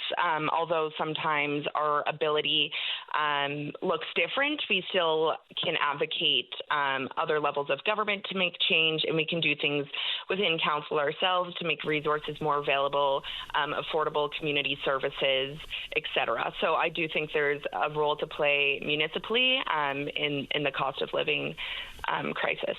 I know you're not currently a councillor and might not have, an understanding of every single moving part at the council level. I'm sure I don't, because I haven't worked in that field. But do you have any examples that come to mind about how my municipal council can deal with my cost of living issues? First of mind for me is real tight control of the money, because last year my property tax went up 13% in addition to the price of food and shrinkflation and the price of gas and everything else. So anything outside of property tax come to mind, Kate? Yeah, you can look at property tax as an example of an area where the city has control over the cost of living crisis. You can also look at recreation services and things like summer camps, public transit, those kinds of things where the city has some say in what that looks like for residents and what they're paying. We want those services to be available and accessible for people, especially as they're navigating tricky financial times. One thing that we've stopped doing across the country regarding cost of living is housing and the way we've approached housing. You know, rentals used to be built consistently and constantly by every single province. We've moved away from it. And now, consequently, we've got a vacancy rate in and around 1% in this city. And even with the 1% vacancy rate, the rent and the price of rent has gone way up. So any ideas there, whether it be dealing with no-fault evictions or a keen focus on building up versus out and building rentals, where do you think your role would be as an at-large councillor regarding the housing issue? Absolutely. I think across the country we're facing a housing crisis, and we're not in the city. We're feeling that here. And students, I hear stories all the times of students who are renting, who are paying obscene amounts for their monthly rent. And I think we need to look at growing our housing infrastructure. I think sustainable development and smart development is key. We're dealing with urban sprawl here, and we want to limit that, but we also need to be planning for growth, housing growth, infrastructure growth, service growth. Again, as somebody who looks to set roots here, I want to see housing options, diverse housing options to meet the needs of the residents here. With your experience with Equal Voice, of course, it's a much different role. You're talking about access and opportunity, whether it be to raising capital to run as a politician, whether it be having mentorship available to you, to talk about the elected bodies more reflective of the community, whether it be gender, disabled folks, and otherwise. How can you translate some of what you've learned and understood as the chair of Equal Voice into being a councillor, and I guess more importantly, campaigning for council? Yeah, absolutely. I've learned a lot in my time as chair of Equal Voice, and as a volunteer. And I think the biggest thing that I've learned is creative policy making. Different voices bring different perspectives, and that's something that I will take forward with me throughout the campaign. And if elected, I will bring to the table. I think, in particular, Equal Voice hosts campaign schools, which really prep you to run a successful campaign, which will be handy as I kind of launch forward and get on the ground knocking doors. Some of those foundational skills are necessary and not always easy to learn. So I'm thankful for my time at Equal Voice, and I do think it's helped me prepare for this step forward. Anything else you'd like to offer this morning, Kate, while we have you? You know what? That's it, Patty. For today, I look forward to talking to so many of the residents throughout the campaign. And if anybody's interested, you can reach me at info@votekatecadogan.com. Appreciate your time, Kate. Good luck out there. Thank you so much, Patty. Have a good one. You too. Bye-bye. Kate Cadogan, chair of Equal Voice, and taking a swing at becoming an at-large councillor of City St. John's, because, of course, we know we're going to have a provincial election at some point this year. It has to be handled by October, but we're also going to have municipal elections. Will I get Paul before we get to the break, Dave? Okay, let's go to line number 5, so you can work to the Executive Director at the Eating Disorder Foundation. That's Paul Toomey. Paul, you're on the air. Morning, Patty. Thanks for taking my call. No problem. Not going to keep you long this morning. Just a couple of things. I guess it's for us, and I think I said this last spring or May. We were into our fundraising season, and I just wanted to quickly mention 3 fundraisers, 2 that are current, and one that's coming up. We currently have our 50/50 getting ready for summer. That's up in June. Tickets are available here through our office, and I'll give some details of how to reach us now shortly. The big one, I guess the one we've been doing since COVID, a little bit different. Our drive-in bingo gets underway on May the 28th. 6 events this year at Jackburn Regional, and we look forward to seeing people come out so we can have another successful run at bingo. And the final one I wanted to mention is our annual Concert of Hope, and this will be the 14th year for the Concert of Hope, not till October, but we've decided to go a little bit earlier to get tickets on sale this year. So tickets are now available at the Arts and Culture Centre box office, and up to the end of August, there's an early bird promotion of $35 per ticket. So it's a good chance for people to get some great seats right now to a wonderful concert from one of our finest musical groups in the province, the Masterless Men, who are featured in this contest. If anybody wants to get any further information on any of our fundraisers or to purchase tickets, like I say, the Concert of Hope is through the Arts and Culture Centre. But otherwise, give us a call here, 709-722-0500, extension 4, or you can email julia@edfnl.ca. And I'd just like to remind everybody that all of the funds we raise from these great fundraisers go back to allow us to provide the services and the supports to the people of this province who are dealing with a serious mental illness called an eating disorder. Absolutely. Good luck with all of it, Paul. Appreciate your time. Thanks, Patty. Really appreciate the time. No problem at all. Take care. Take care. Bye. Right. Bye. Paul Toomey, Executive Director at the Eating Disorder Foundation. Let's take a break. When we come back, forest fires and whatever you want to talk about. Don't go away. You're listening to a rebroadcast of VOCM Open Line. Have your say by calling 709-273-5211 or 1-888-590-8626 and listen live weekday mornings at 9 a.m. Welcome back to the show. Let's go. Line number 1, say good morning to the Councillor Ward 4 here in town. That's Tom Davis. Councillor, you're on the air. Good morning, Patty. Good morning. Seems like it's going to be a vigorous municipal election coming up. We got people coming out of the woodwork already this early, so it's exciting to hear Kate on, and I know there's at least a few people who are already starting to go door knocking this early in the game. So we were all worried there wouldn't be a lot of people to run, but looks like in the city of St. John's there's a lot of people want to be part of the solution. I'm not going to be surprised if there's a pretty competitive race in the different wards and the at-large positions. The real concern is in other parts of the province where, I think MNL has done a good job with trying to bring forward that Make Your Mark campaign. It seems to have helped, but we had plenty of municipalities didn't even have enough candidates to fill all the seats in the council chamber. So we really got to hope that some of the enthusiasm here spreads elsewhere. 100%. As someone who just jumped into it last year, it's I will say it's rewarding and challenging, and you need to have thick skin. However, if you put the residents first, but try and think a little long term, to me that's what helps me sleep at night. So I want a couple of city things. Landlords, we're having this challenge where landlords rent out their places but don't let them know that the parking could be a challenge. So if a student, for example, rents a place in September and, maybe they can park on the street, but then the winter snow clearing comes and that's a challenge. So as a city, in order to encourage more residential development, we're doing parking forgiveness. We're being more lenient with parking. However, landlords need to do their part and make sure that their tenants realize that there is limited parking. And we'll also have situations where there's maybe too many people living in a house, but at the very least, right up to the limit of, say, 5 people, and a lot of them have vehicles, and very few homes, if any, have parking for 3, 4, 5 vehicles. And in particular, when we get into the wintertime, then they're parking on the lawns, which is against the bylaws. And, it's causing challenges. So, landlords and tenants need to come together. And if you're a tenant, ask the question about parking.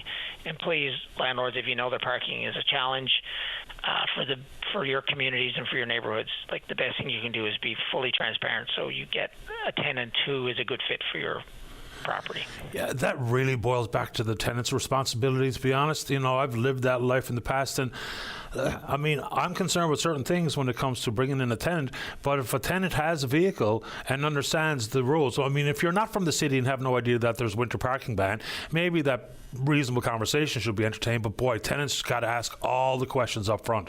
I don't think landlords are trying to mislead people by not talking parking, because, it's... No, I think they're probably not even thinking about it. You have new Canadians, you have a lot of people coming in from rural Newfoundland where there aren't parking bans. So again, just between educating the tenants and asking the landlords to be as transparent as possible, because I tell you, in a lot of the parts of the city, residents are always calling us saying, "Hey, there's people parking on the lawns." So we want to educate people, and that's the purpose of that first note. Fair enough. I want to give kudos to Paul Lane for trying to keep the fiscal reality of our province front and center in the psyche of both Newfoundlanders and Labradorians and the government, because it doesn't seem to matter what side of the house people are on. That does not seem to be, as a rule, part of the conversation. the bait and switch, the short-termism, claiming all the revenue in one year but spreading out the expenses over multiple years, which gives a perception that you're doing a much better job than you are. Again, and it just allows the governing people, or the people wanting to be in government, to continue to increase the amount of debt that our province has, increase the unsustainability of the spending, in particular in healthcare. And unless we have people like Pauline talking about it, and unless people realize it does matter, that short-term thinking has got us into the challenge we're in now, and it's going to continue doing it. So again, I just want to pass along my thanks to Paul, because I know he continues to try and call for change, but he's a bit of a voice in the wilderness. Yeah, I try to focus in on it as frequently as possible, and I don't know why we wouldn't. It's one of the most important issues we're dealing with, because all of the laundry list of wants and needs, they sometimes pale in comparison to our required by law servicing of our debt. And, into the future, like a per capita net debt in this province is 30,000 plus. I mean, that's a whopping big number. Anyway, let's keep going, but good on Pauline for doing it. Fair enough. So last week, on the same day, we had 4 forest fires simultaneously: Badger, Muse, Holyrood, Adams Cove, and our hearts go out to the people in Adams Cove. Obviously, it's terrifying, some of the stories, especially even the ones even on your show today. I know at some point, I think it might have been Brian, was talking about wildfire versus forest fire, and what's the difference. Forest fire is a fire in wooded areas. A wildfire is any uncontrolled fire, so that could be a brush fire or in a forest. So all fires are wildfires, but not all wildfires are in forests. And fire risk seems to be increasing across the country, and we seem to be seeing it here. I mean, already this year we've had 62 wildfires, and the average is around 101 for the year. Last year we had 96, so we're off to a scarier start. And causes hotter, drier summers, which it seems like we've been experiencing later. Drier winters. We definitely just had a drier winter, a lot less snow cover. Across the country, lightning storms are an issue. It's not so much of an issue here, and the winds seem to be a factor. Again, I'm not so sure it's such a big issue here. But the climate change that we're seeing is causing the fire seasons to be longer and more severe, even in Atlantic Canada, like, on the west coast of Canada, like their fires sometimes don't even go out. They go right through the whole winter, then they start again. But in Newfoundland and Labrador, it's mostly human. And so, purpose of this call is to try and have a discussion about that, like unattended campfires or campfires that aren't properly extinguished. Discarded cigarette butts can be a real problem. Obviously, they're litter too. So, we can do better than that. Let's hold on to them, not throw them out the window or when you're out in the woods. There is an issue with ATVs. They can sometimes be an issue, either sparking or sometimes if you're going through the mud and you get mud up on the mufflers, that peat can get like charcoal and then it can drop off and it can start a fire, get the wrong circumstances. Improper burning. I had a call from a resident who was down playing golf at Clough Valley and said that right next to the woods that employees down there were burning brush. The trees, the predominant trees in Newfoundland and Labrador, the conifers, spruce and the fir trees, they are just like gasoline. So, you really got to follow the regulations. I mean, Department of Forests, they have rules how far away and what the wind conditions have to be, and it's tough. As someone who's done it before, to get a day that is not too windy, it's actually pretty uncommon. So people need to really be aware of that. And again, it happens so quickly. One thing, you've got a small little fire burning a bit of brush. Next thing you've got, I don't know what the causes of any of these ones that we just had last week are, but for sure, a fair amount of these can start in that way. No doubt. We're told in some corners that the big fire out at Adams Cove area may indeed be the responsibility of humans. What that means, I don't know. Whether it means someone lit it on purpose or an unattended fire, as you point out, and or an ATV, but it can happen. And, for people who are focusing on climate change and wildfires, because it has been a very dry winter here. What's also an important part of that conversation, and I think it got some legs when we talked about the fire in Jasper last year. Fire load management is critically important. If you talk about emissions that come from a large wildfire, they're enormous. But dealing with the windfall, the fire load, which is the kindling that makes the fire so much worse, we need to do our level best, whether it be creation of fire breaks, dealing with the fire load, cutting out the windfall, in addition to all the, the placement of water bombers and the training for boots on the ground. But I don't know what the process is here. But last summer out in Churchill Falls, Coast and Lab City, there was plenty of rumbles about that they weren't prepared, whether it be fire breaks and or cleaning up the force, as they say, which can be oversimplified. I got to get to the break, Tom, but I appreciate your time this morning. Okay, everyone, and just one quick thing. Quick. We're having this issue with people kind of not having insurance, and that is something we'll talk about next week. But I mean, that increases the challenge and increases the potential burden on the province. And when people expect the province to cover it, that leads to another challenge. We'll chat about that next week. I look forward to it. Thanks, Tom. Okay. Bye-bye. All right, let's take a break. When we come back, we're going to say good morning to Benjamin Bergen. He's the president of the Council of Canadian Innovators. The economy of the future is not something we've wrapped our mind around. Then give the issues in the United States and the concept of brain drain going in both directions. It's time to focus in on innovation policies. So we'll have that conversation with Mr. Bergen right after this. Welcome back to the program. Well, the Council of Canadian Innovators has released a policy report called A Mandate to Innovate. Joining us on the line number 2 is the president of CCI, that's Benjamin Bergen. And good morning, Benjamin. You're on the air. Patty, thanks so much for having me. Happy to have you on the show. I'm looking forward to this conversation. So let's start with what is not necessarily the key focus here, but the concept of brain drain. You know, for the American residents or citizens, whether it be in healthcare, academics, scientists, maybe seeing Canada as a home to apply their trade. What's the case regarding brain drain and our innovators in this country? Are we seeing that flow south, and if so, why? Yeah, so, if you kind of take a step back, obviously there's some, turmoil that's occurring south of the border, for lack of a better term. And there is, I think, some positive signs of some bright people willing to move north and are excited to be part of, the Canadian project that we're building here. But if you kind of dig into the data, what you see is that record numbers of Canadians have actually left for the United States. I think last year was a record year with over 200,000 folks leaving. And what we're really seeing in the innovation space and in the entrepreneurial space is those that are wanting to build successful technology companies are having to move south in order to have the right sort of economic conditions to do so, whether it be accessing talent, so, the brains and the highly skilled workers that they're needing, the capital, or also, access to the markets as well. And so, we're finding ourselves in a challenging situation economically where, our country has stagnated for, at least the last decade, and are now facing, increasing headwinds. And so part of what we're working on at the Council of Canadian Innovators is looking at what are the right policy levers to help, keep and retain those bright people here, bring more people to this country that can help build technology firms that are successful and sort of reverse a lot of the challenges that we've seen for our country.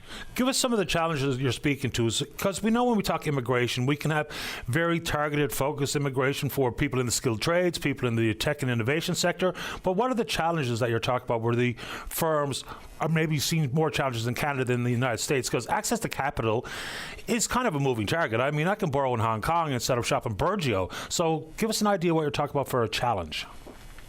Yeah, for sure. So, look, I think this is sort of like a multifaceted problem that we have here in Canada when it comes to looking at how we build industrial policy and innovation strategy in the 21st century. So, one of the things that we do in this country that's not necessarily positive is we don't actually favor domestic firms in terms of our public policy discourse. So we often put foreign multinationals at the center of innovation. So a good example that I'll give you is, in Southwestern Ontario and in Quebec, there was a tremendous amount of money that was given towards companies like Honda and Stellantis for EVs, right? A lot of those deals are now actually coming unbound.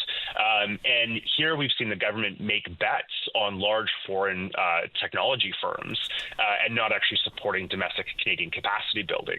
And so when that policy then begins to kind of reverberate out through areas like access to capital, access to talent, government procurement and freedom to operate, we see that ultimately it doesn't lead to the right type of conditions. So some examples that I'll just kind of give you quickly. TRED, which is a $4 billion a year program that the government spends, 18,000 companies receive it. About 20 companies that are Canadian name only receive 50% of every SHRED dollar. And it was, uncovered that up until 2023, Huawei received some of the largest amounts of SHRED subsidies to the tune of about $100 million a year.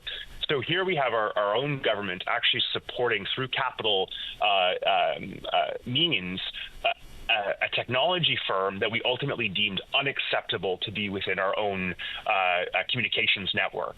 And so this is the kind of sort of like boneheaded public policies that we see that get implemented by federal and provincial governments, where they ultimately favor foreign firms rather than looking at how to support, domestic innovators. And how this then ties into immigration, sorry to take you on a bit of a journey there, is that the conditions then to actually support a domestic firm from going from, let's say, 10 million in revenue to 100 million and $1 billion and beyond just makes it that much more difficult, because there's capital constraints because of the way that our market systems are set up, but then there's also talent constraints because of twofold. One, our government is helping to subsidize foreign firms to hire locally, in the case of Huawei as an example. And then two, a lot of those folks go south after graduating from our top academic institutions because of the challenges that they're facing in order to build firms. So it's a bit of a chicken and the egg situation, and the recommendations that we kind of lay out in our mandate to innovate helps to try and reverse those and looks at it from a cross-section of government departments, not just say, the industry ministry or ICE ministry, whatever term you want to call it. The Honda Stellantis example is a good one. I mean, that's more about the old school thought of government gets involved to help create jobs, but it's also a supply chain issue when you look at the electric batteries or the electric vehicle batteries. Well, of course, use my cell phone, laptop, and other applications as well. Yeah. But it is a little bit old school. In this world's economy, in Canada, we've done a pretty good job researching, do a pretty good job developing, but we haven't done a very good job in creating and protecting and monetizing intellectual property, which is a key focus of the tech and innovation sector. Other big countries and the biggest economies in the world, they're feeding us our lunch. When we look at the amount of IP generated here over the course of a fiscal year, it pales in comparison, even with our neighbors to the south and with the big bullies that are China and otherwise. How do we get to that path? Because it's one thing to talk about capital and those things, but it's really monetizing, which is the new world economy, is money that comes from IP, which also creates jobs. Patty, you nailed it. You totally nailed it, where we have government policy that is stuck in, let's call it a job strategy narrative. And the challenge, I think, for our political class and for our civil servants is to realize that wealth and prosperity and economic sovereignty is now no longer just captured in labor. It's actually captured in the ownership of those ideas and then restricting those ideas from being used in order to get money for it. And so, one of the big shifts that we need to make as a country, and this is really what a mandate to innovate outlines, is that we've got to get out of this sort of jobs narrative and really into the ownership narrative of IP and of data. And the way to do that successfully, because to your point, Canadians are actually, brilliant at what we call the invention of things, but where we really fall down short is at the innovation component. And for us, innovation is actually the commercialization of an idea and, getting money for it. And so in order for us to actually achieve that, we've got to do a couple of big things. First is we've got to look at how are we actually orientating those types of research and development that's occurring at our universities.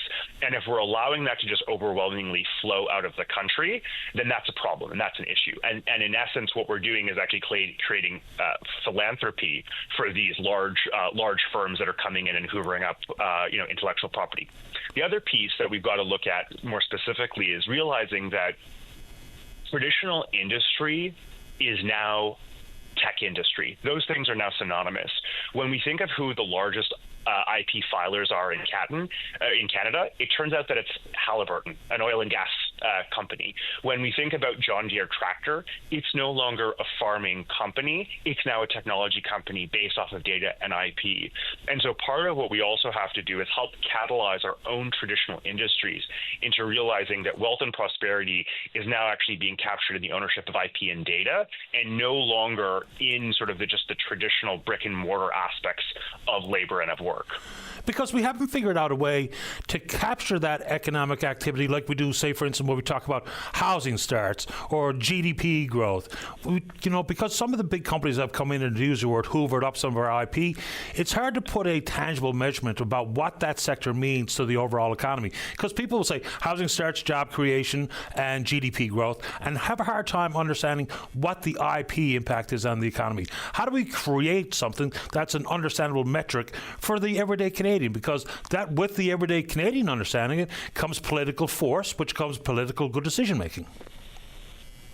Yeah, so look, I think, part of the job of political leaders and of our government is really to help, inform and educate the public on sort of where the puck is going in terms of economic, prosperity. And so our job as an organization, which is 175 technology companies from right across Canada, 8 of them which are in the province of Newfoundland and Labrador, is to help explain to government this dramatic shift where if you, let's say, look at where value has gone over the last 30 years, it's overwhelmingly into firms that are IP and data rich. Small little example I'll give you is the S&P 500. The value of it in 1974, 17% came from IP and data rich companies. Fast forward to today, over 94% of the value on the S&P 500 comes from IP and data rich companies, meaning that wealth is now actually captured in this component. And if we as Canadians are not actually playing the game in terms of understanding this new reality, we're leaving a lot of money on the table. And ultimately, if you look at the economic data in terms of our actual GDP and growth per capita, it is either declining or stagnant, depending on which term you want to use. And in comparison, what this ultimately means is, Americans now make 25% more than the average Canadian. And this is not just a U.S. phenomenon. You can look at Denmark. Denmark figured this out a long time ago. They now make 20% more than the average Canadian. And even the Australians, similar situation where they're now making about 20% more than the average Canadian. And so this has real economic consequences for Canadians. It means less money in your pocket.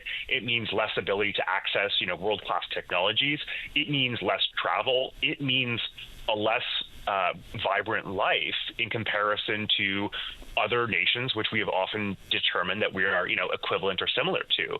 And so the real response that we're now needing from government is one that actually looks at, okay, how do we take the assets that we have, build mechanisms of wealth and prosperity, and then marshal the Canadian people to achieve that. And I think, we've had this economic reset. We had an election where basically 85% of Canadians voted, for dealing with economic challenges, whether it be, people voting for Conservatives based off of cost of living and economic issues on that end, or we had folks voting for Liberals to try and go and deal with Donald Trump and look at how to figure out aspects of the economy. And so I think there's this sort of golden moment where we have actually seen a real alignment of Canadians saying, look, economic insecurity, economic issues are the main driving force of why we want people going into Ottawa to actually address this issue.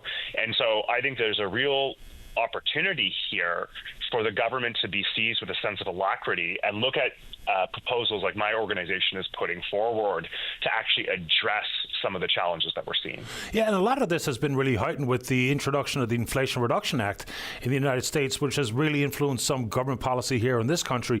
Last one before I let you go. So, to create bigger business, and the gravy in this world is getting a government contract. So whether it be artificial intelligence and other tech involved in the health sector, and importantly, talking about defense spending, maybe moving to 2% of GDP, maybe 3% of GDP, procurement has to be keenly focused on Canadian innovation, Canadian companies, even if that includes a variance of 5% or something with bids coming forward so that Halliburton doesn't win over a Canadian company, or other examples that you would offer, John Deere or otherwise. So if the key focus was on procurement, I think the tentacles grow from there. 100%, Patty. Government procurement is actually the biggest lever that our government has to pull in terms of supporting an innovation economy. So if you look at any successful innovation economy around the world, government and industry work hand in glove in areas where, let's say, it's an emerging technology or where they've got some natural advantages. And in Canada, we just stink at procuring domestic solutions for whether it be, government solutions in areas like healthcare or defense or even IT systems. And so part of what we're really pushing for and part of our mandate to innovate is that governments have to figure out how to procure domestic solutions, because that's the greatest driver in terms of building successful firms. And so some quick examples that I'll give you is that, any company would much rather a purchase order than a grant or a subsidy or a tax write-off. They would much rather have their actual domestic government buy their own domestic solutions and innovations.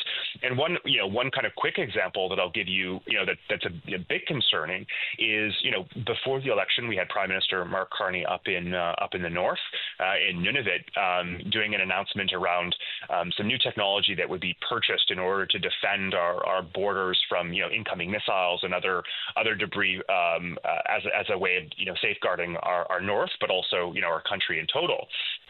Turns out that it was an Australian firm that is potentially going to get this contract signed, to the tunes of billions of dollars a year, when it turns out that technology is still being developed by this Australian firm. But in Canada, we've actually been giving about $60 million to two firms in the R&D space to do this exact technology that it turns out that we're going to be purchasing. Neither of these firms were contacted by federal affairs or federal civil servants that were actually looking into this procurement. And so here we have a case where we as taxpayers are subsidizing this really great technology that's being designed by Canadian firms, but our own government isn't even purchasing those solutions, but is actually purchasing it from a foreign firm in Australia, and that contract alone has turned this firm into $1 billion technology firm because of that contract. And that's the kind of stuff that we've got to really kind of dig into to make sure that every dollar that we spend as Canadians is going to the most kind of effective outcomes that it can in terms of a multiplier of growing our economy. Now, I don't want to say that we at CCI are for autarky, shutting down the border and you can only buy Canadian. But as you think about emerging technologies that our government has to buy, if on balance it's equal and it's Canadian, go with a Canadian product, go with a Canadian solution, because that's really how you're going to get a larger multiplier in the economy. And just to use an example of tried and true technology, the CANDU reactor. We will loan $3 billion to the Romanians. They have to spend all $3 billion on developing the CANDU reactor with Canadian goods and services. That's what translates beyond our own borders. So I could talk about this all day. Not that I know what I'm talking about, but I could have this chat all day. Benjamin, really appreciate making time for the show. We'll reach out to you again in the future. Thanks so much, Patty. Take care. You too. Bye-bye. Benjamin Bergen, President of the Council of Canadian Innovators. Let's take a break. When we come back, we're speaking with you. The Tim Powers Show. Join the conversation weekday afternoons at 4 p.m. on your VOCM. Welcome back to the show. Let's go to line number 6. Carl, you're on the air. Good afternoon. Nope, good morning. Still good morning. Okay, good. So there was a good segue earlier, that young person who says that they're running for city council. I'm a big fan of anybody that puts themselves out there for politics. Since the inception of social media, it seems like one of the most thankless jobs. But yet, as we all know, or we should know, it is one of the most important jobs that there is. 100%. So that'll bring me into my next point that I'm calling about.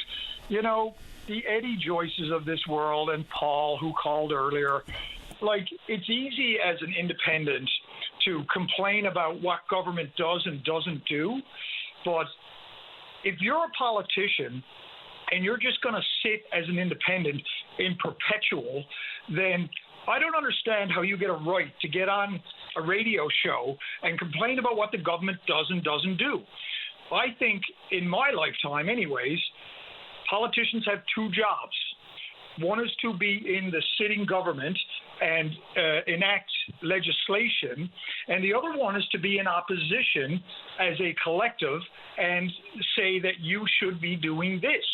An independent is a cop-out who gets to sit on the sidelines, get paid, and not get to make any decisions. So I have a real problem when you just decide that, I'm just going to sit here and get paid and not worry about what I can or can't do to help the situation. Devil's advocate. Can the independent members, including Eddie Joyce and Paul Lane, regardless of the issue they're speaking to, we talk about Eddie, say, cataract surgeries, and Paul Lane talking about debt here today. Doesn't that play an active role as an opposition member? Well, yeah, but, again, you can't like as a single person sitting as an independent, like if Paul really wanted to do something about the debt, he would go to John Hogan and say, John, I want to sit in government and I want to help with this problem. As opposed to getting on a radio show going, hey, listen, everybody, the government can't do it right, but you know what? Him as an independent can never get it right because he can't be in the government to change it. Like if all of a sudden when, you know, John Hogan decides to call an election, which is going to happen in the next couple of months, then, you know, it doesn't matter. If Paul gets elected as an independent again, he still, and if the Conservatives get in, he still doesn't get to change the way that the government is run. I just feel like it's just such a cop-out, right? Fair enough. Your opinion is as valuable as anybody else's. To me, if we are in majority government, majority parliament, it doesn't matter if you're red, blue, green, yellow, black. It does not matter because majority governments will have their say at the end of the day, simply based on mathematics, which is currently where we stand here in this province today. I'm not necessarily surprised that either or have not rejoined a party that they were once a member of, because Paul's been, of course, around the block a couple of times. Same thing with Eddie. So I don't know why they continue to choose to sit as independents, but one thing, and I'm just guessing here, is given the fact that, if I remember correctly, Eddie Joyce got about 80% of the vote out in Bay of Islands. So he can sit where he wants. The electorate are more than happy with him as an independent or otherwise. And Paul gets re-elected with pretty significant terms as well. So I guess that's probably part of the motivation is, hey, well, if the electorate is fine with me running as an independent and sitting as an independent, then that's exactly what I'll do. I'm guessing that plays some role. Well, yeah, and I'm sure it would, you know, because again, yes, as an individual, and again, like I said, it takes a lot to put yourself out there and to say, I'm going to do this, but to you know, to just be an independent forever and ever. Like I said, you know, let's just play that a little bit forward. And you're absolutely right about a you know, majority government. You know, we're going to see it play out in the federal level as we have for the last 4 years with a minority government. But let's just play that forward. Let's pretend for a second, you know, with the NDPs that get elected and the two independents, let's pretend for a second that, and I wouldn't be surprised if this happened provincially, that we did have a minority government. Then, you know, then all of a sudden, you know, where do you go to get the support? Do you go to the guy who just sat on the sidelines and you know, complained about everything without actually doing anything about it? Or do you go to the NDP, or do you go to the Liberals if they're the minority, if they're the opposition? Or, you know, so I just feel like it's a bit of a cop-out. And again, like I said, that's just my opinion. I'm sure there's other people that I've talked to for sure that agree with it. And listen, I know for a fact that there's lots of people that don't. Because, like you said, 80% of his district don't agree with me. Yeah, let me take your scenario one step further. Imagine a minority government where the balance of power was in the hands of Eddie Joyce and Paul Lane. I mean, you know, and that reality is right there in front of us. I mean, the Liberals were a couple of by-elections away from being all of a sudden in a minority position. So maybe they would have got support of the NDP, but they could have absolutely got the support of independents. So all of a sudden, the honourable member for Bay of Islands and the honourable member of Montborough Southlands, they might even hold the balance of power. I mean, all the mathematics is fascinating and all hypothetical. But I appreciate making time for the show, JSP. Stay in touch. No, you know it. I always like to call in, and we'll do this again, I'm sure. I look forward to it. Thanks, Carl. All the best. You too, pal. Bye-bye. All right, let's take a break. When we come back, Lloyd's here to talk about long-term care, and then we're speaking with you. Don't go away. Welcome back to the show. Who doesn't love a flipper dinner? Dave, you like a flipper? Let's go to line number 3. Jeff, you're on the air. Hi, good morning. I'm calling on behalf of the Gander Shrine Club. Terrific. So anybody in the central Newfoundland area, Glenwood, Benton, or Gander, we're having our annual Shriners Flipper Dinner Wednesday, tomorrow, at 5 o'clock if you want to eat in, or 4:30 for takeout. And we have a few tickets left. So thanks for the opportunity to let people know. Happy to do it. So what's the cost of a flipper dinner? $25. So if you're in and around the Gander area, like to support the Shriners, want to feed a flipper, you can do exactly that tomorrow. 4:30 for takeout, 5 o'clock to sit down. You got it. Good man. Good luck with it, Jeff. Thank you. The number for people to call is 424-2613. Terrific stuff. How are things going with the Shriners out in Gander? We're still active. We're down a few members, of course, like every other organization. But the boys, we're all working hard, and we've got some good results. We have children going back and forth to our hospitals. The number is up there. We're able to help more, so that's very rewarding. Well, the Shriners, like most service organisations, do important work. Without it, we'd be hard pressed to backfill the effort. It's life changing, Paddy, and like we're hearing stories now of our children, and the results that there was one child that really hope. They didn't have much hope. He's from the West Coast and hurt his back, and he went to our Montreal hospital, and they referred him on to our Philadelphia hospital, and he was a quadriplegic after he had an ATV accident, and now he's got movement, and looks like he might be able to assisted walk. So the prognosis for him is really, really good. That's life changing, and it's really rewarding when we see those kind of results. It's a fantastic story, Jeff. I'm glad you told us this one, and good luck with your dinner. Stay in touch. Thank you very much, and appreciate the time. My pleasure. Bye now. Bye-bye. All right, let's keep rolling here. Let's go to line number 5. Lloyd, you're on the air. Yes, I don't have much time now. This is a serious problem, and I don't think I can cover it, but I'll tell you, it's to do with home care, and I've contacted everyone except public, and I was going public today. I can read some of the names I've contacted.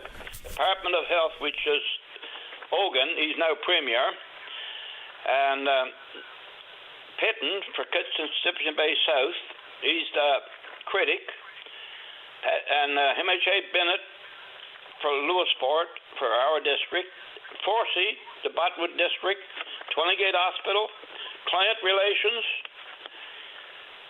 and the Utumi Hospital. And now I'm going public, so I don't have much time. It's a very serious matter, and I'm sure that Premier Hogan will get the transcript of this call. But I took my wife to the Utumi Center. She had dementia. She wasn't that bad. She could still use the bathroom herself. She walked out to the car. She thought she was going to the hospital. I took her to the Utumi Center. She was a healthy woman. She had a good health. She had no high blood pressure, nothing like that, no heart conditions, nothing. After a week, she began to, she was aging, and I said, she's been only here a week, and she's aged 2 years. Oh, that's normal. She's getting used to it. She got to get used to the environment. And after the 11th day, now when I signed her in to the doctor or to the desk, it was the social worker was there, and the floor manager, and that's who signed her in. They wanted to know her medication. I had it there, and then they said, "Does she have any other health problems?" I said, "No underlying health problems, only one." I explained what that was. Well, we'll take care of that. After the 11th day, I went there, and she couldn't walk. She couldn't sit down. She was complaining. She was hurting. She was sore. I said, "You want to lie down?" She said, "Yes." So I took her to her room, took her to the bathroom, see why she was sore. I didn't see no rash. She had a clean diaper on or a pull-up. And then I discovered I can't explain it. It was too bad. I swore you could hear me down to the base when I seen it. And I was going to take her home.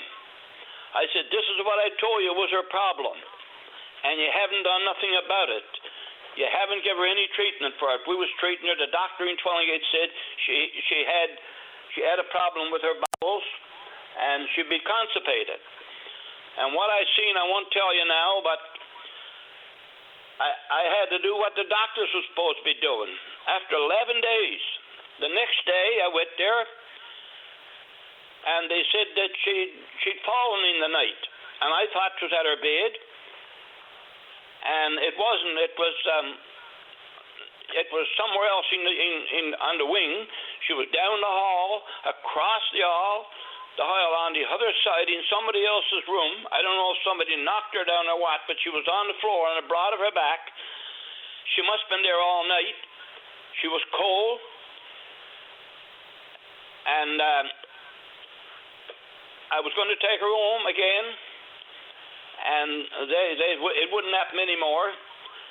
They braced her and put her wrapped her in clothing that she couldn't fall and hurt herself. I said she didn't fall. There's no way she fell. She wasn't. There was some reason for it. I went back in the room, and it was not fit for nothing, only a polar bear. The room temperature was turned off in the summer on 19, and that morning I stayed at Grand Falls all night, and it took me an hour to clean the ice out of the windshield and to get the car clear enough to drive to Botwood. And in the room, it was ice cold, and it was minus 10 outside. They know it's all about this in Botwood. I've told them all that, and they're going to correct that. That's all they're going to correct. They can't correct the rest because it's too late.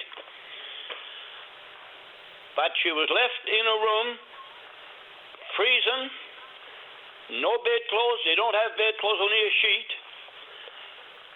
You know, it's cruel. It's more than cruel. It can't be any worse. She was neglected, and she got constipated again, and they said the brain was swelling. And then I got a call. From the hospital. She was confused. They were going to take her to a doctor. Well, they had doctors there. A doctor was going to come to see her. A couple of days after, she was still screaming. She had been screaming for 10 days. And she's still screaming, and I was there every other day. I went back, and they called me in the morning. No, I called them in the morning, and I said, how is she? She's still screaming because she saw the doctor, the head doctor, that day, that evening. I said, what did the doctor say? He said, she's still screaming? Yes, she's still screaming. I said, she's screaming like anybody dying. They stopped for about a minute. She said, Mr. Rideout, Cora is dying. And from that on, I've had to live a nightmare.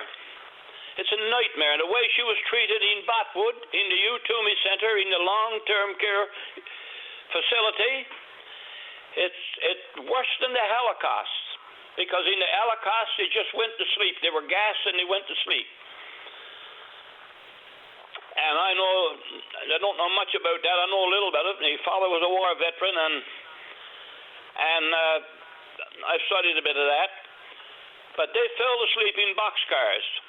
My wife screamed in pain where she was plugged solid. And they haven't admitted it. All they said to me was, what do you want me to do? We can't fire anybody. I told them she didn't die of dementia. Don't even mention dementia. That's not what she died of. She died of neglect. I said it's criminal negligence causing death. And they never blinked. And I said, what do murder sound? Did that sound any different? And I told the doctor, are you still listening? Yes, sir. I'm just not interrupting. I told the doctor, I said, so far as I know, the fine for cruelty now is about $7,000. and you probably got a dog or a cat or something most people have, and if you were cruel to your animal, it's a $75,000 fine. Well, beyond cruel what they did to my wife, a healthy woman, never had a negative word for anybody. She was Mother Teresa of this community. And what I've had to go through, you know, I don't know what else to do. I wish they'd come and take me and carry me to Bishop Falls. They don't have to come and take me. All they got to do is call me and I'll be there. I got a good home, everything you could ask for. I'm not hurting for anything, not even money. And I don't know what to do.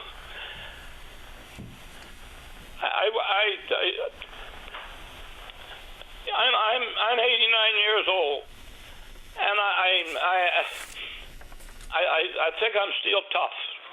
To put up with what I put up with, I must have the skin of an alligator.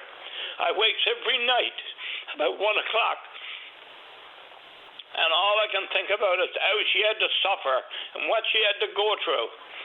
No human being ever should have to go through that.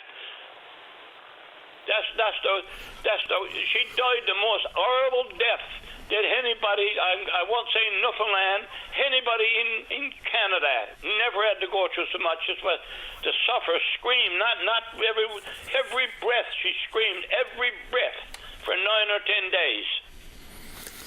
And they called that, they started to tell me it was the brain shrinking and all that, but now I knew the difference then. And I didn't know what to do. And it's cruel. It's cruel. It's beyond negligence. Go ahead. The first time the neglect happened, it was on the 11th day, and I discovered what it was, and I had to do what the doctors are supposed to do. And I reported it, and I was going to take her home. They said, look, she've had bowel movements every day. Monday, Tuesday, Wednesday, Thursday, Friday, all checked off. I said, look, that's not true. She didn't. She hadn't had a bowel movement in 11 days since I took her from my home. This is the first time I know what I saw. What do you think I am? Don't you think I know the difference of that? I said, you falsified the report. If you checked that off, you don't know who you checked it off for. It was not for Cora because she didn't have a bowel movement for 11 days. And I don't know if she ever had another one after that. And she lived 2 months. And I had to take her home and bury her. I'm so sorry to hear of all that went on and your experience, and my condolences to you, Lloyd. It's a dreadful story and really hard to hear, and I'm sorry for everything you've gone through. Well, I've just named out some of the people, most of the people I've contacted. I contacted Twillingate Hospital because they were the one, they treated her in Twillingate, they treated her with tender, loving care. And that was 6 months before I took her to Botwood. But she didn't get any tender, loving care in Botwood. It was not tender, loving care at all. And now I'm not blaming the Central Health. This is not the Central Health. This is not the lack of money for the government. The government is putting money into that, wasting money. I don't know what all they said to me. The last one I talked to in Botwood was the manager. People said, you got to talk to the manager. I talked to the manager, and he said, what am I supposed to do? You met this one, you met that one, you met that one. He said, you mean to say you're going to keep this up? I said, look, you got to do something. He said, what's I going to do? I'm not able to fire anybody. I said, what in the hell are you talking about? And he hung up on me. They should close the wing. The long-term care unit in Botwood should be shut down. I can go. I was there most of the time while she was there, and every other day. And some of the family was there in between that when I wasn't there. And I know what I saw. and they should shut it. It's not decent for humans to be. And I wouldn't dispute anything that you've offered. And again, sir, I appreciate your concerns. I'm sorry for your loss. And now that it's been made public, hopefully that changes some of the approach taken at that centre, and hopefully you get a reply from some of the politicians that you've tried to connect with. And I wish you well, sir. Yeah, well, thank you very much for listening to me. I've like I told you, this is the people who's listening to this, and the people who's going to get this transcript knows all about it, because I've contacted them all. I've told them some of the things I'm telling you, but more than that, there's things I haven't got time to tell you. And you deserve a response. The public is only airing some of the things. I'm not covering anything up. I got no reason to cover anything up. Like I said, if they want to take me, they can take me to Dorchester if they want to. Take me where they like. I got nothing to live for. I'm willing to die in jail. I understand, sir, and my deepest condolences. I wish you well, and hopefully you get a response. You deserve one. And I have to leave it there for today, unfortunately, Lloyd. I got a stack of cards. You can't count them. I can see them on the fireplace, and they're about 6 or 7 each eye. Plus the phone, plus the calls and the text messages, and I understand. I've had calls, and people who knew where I've had calls from. I'll have to say goodbye this morning, unfortunately, simply because of the time on the clock, not the conversation. I wish you well. Thank you very much. You're welcome. Bye-bye. Here we go. Good show today. Big thanks to all hands, and we will indeed pick up this conversation again tomorrow morning right here on VOCM and Big Land FM's Up and Line. On behalf of the producer, David Williams, I'm your host, Paddy Daly. Have yourself a safe, fun, happy day. We'll talk in the morning. Bye-bye.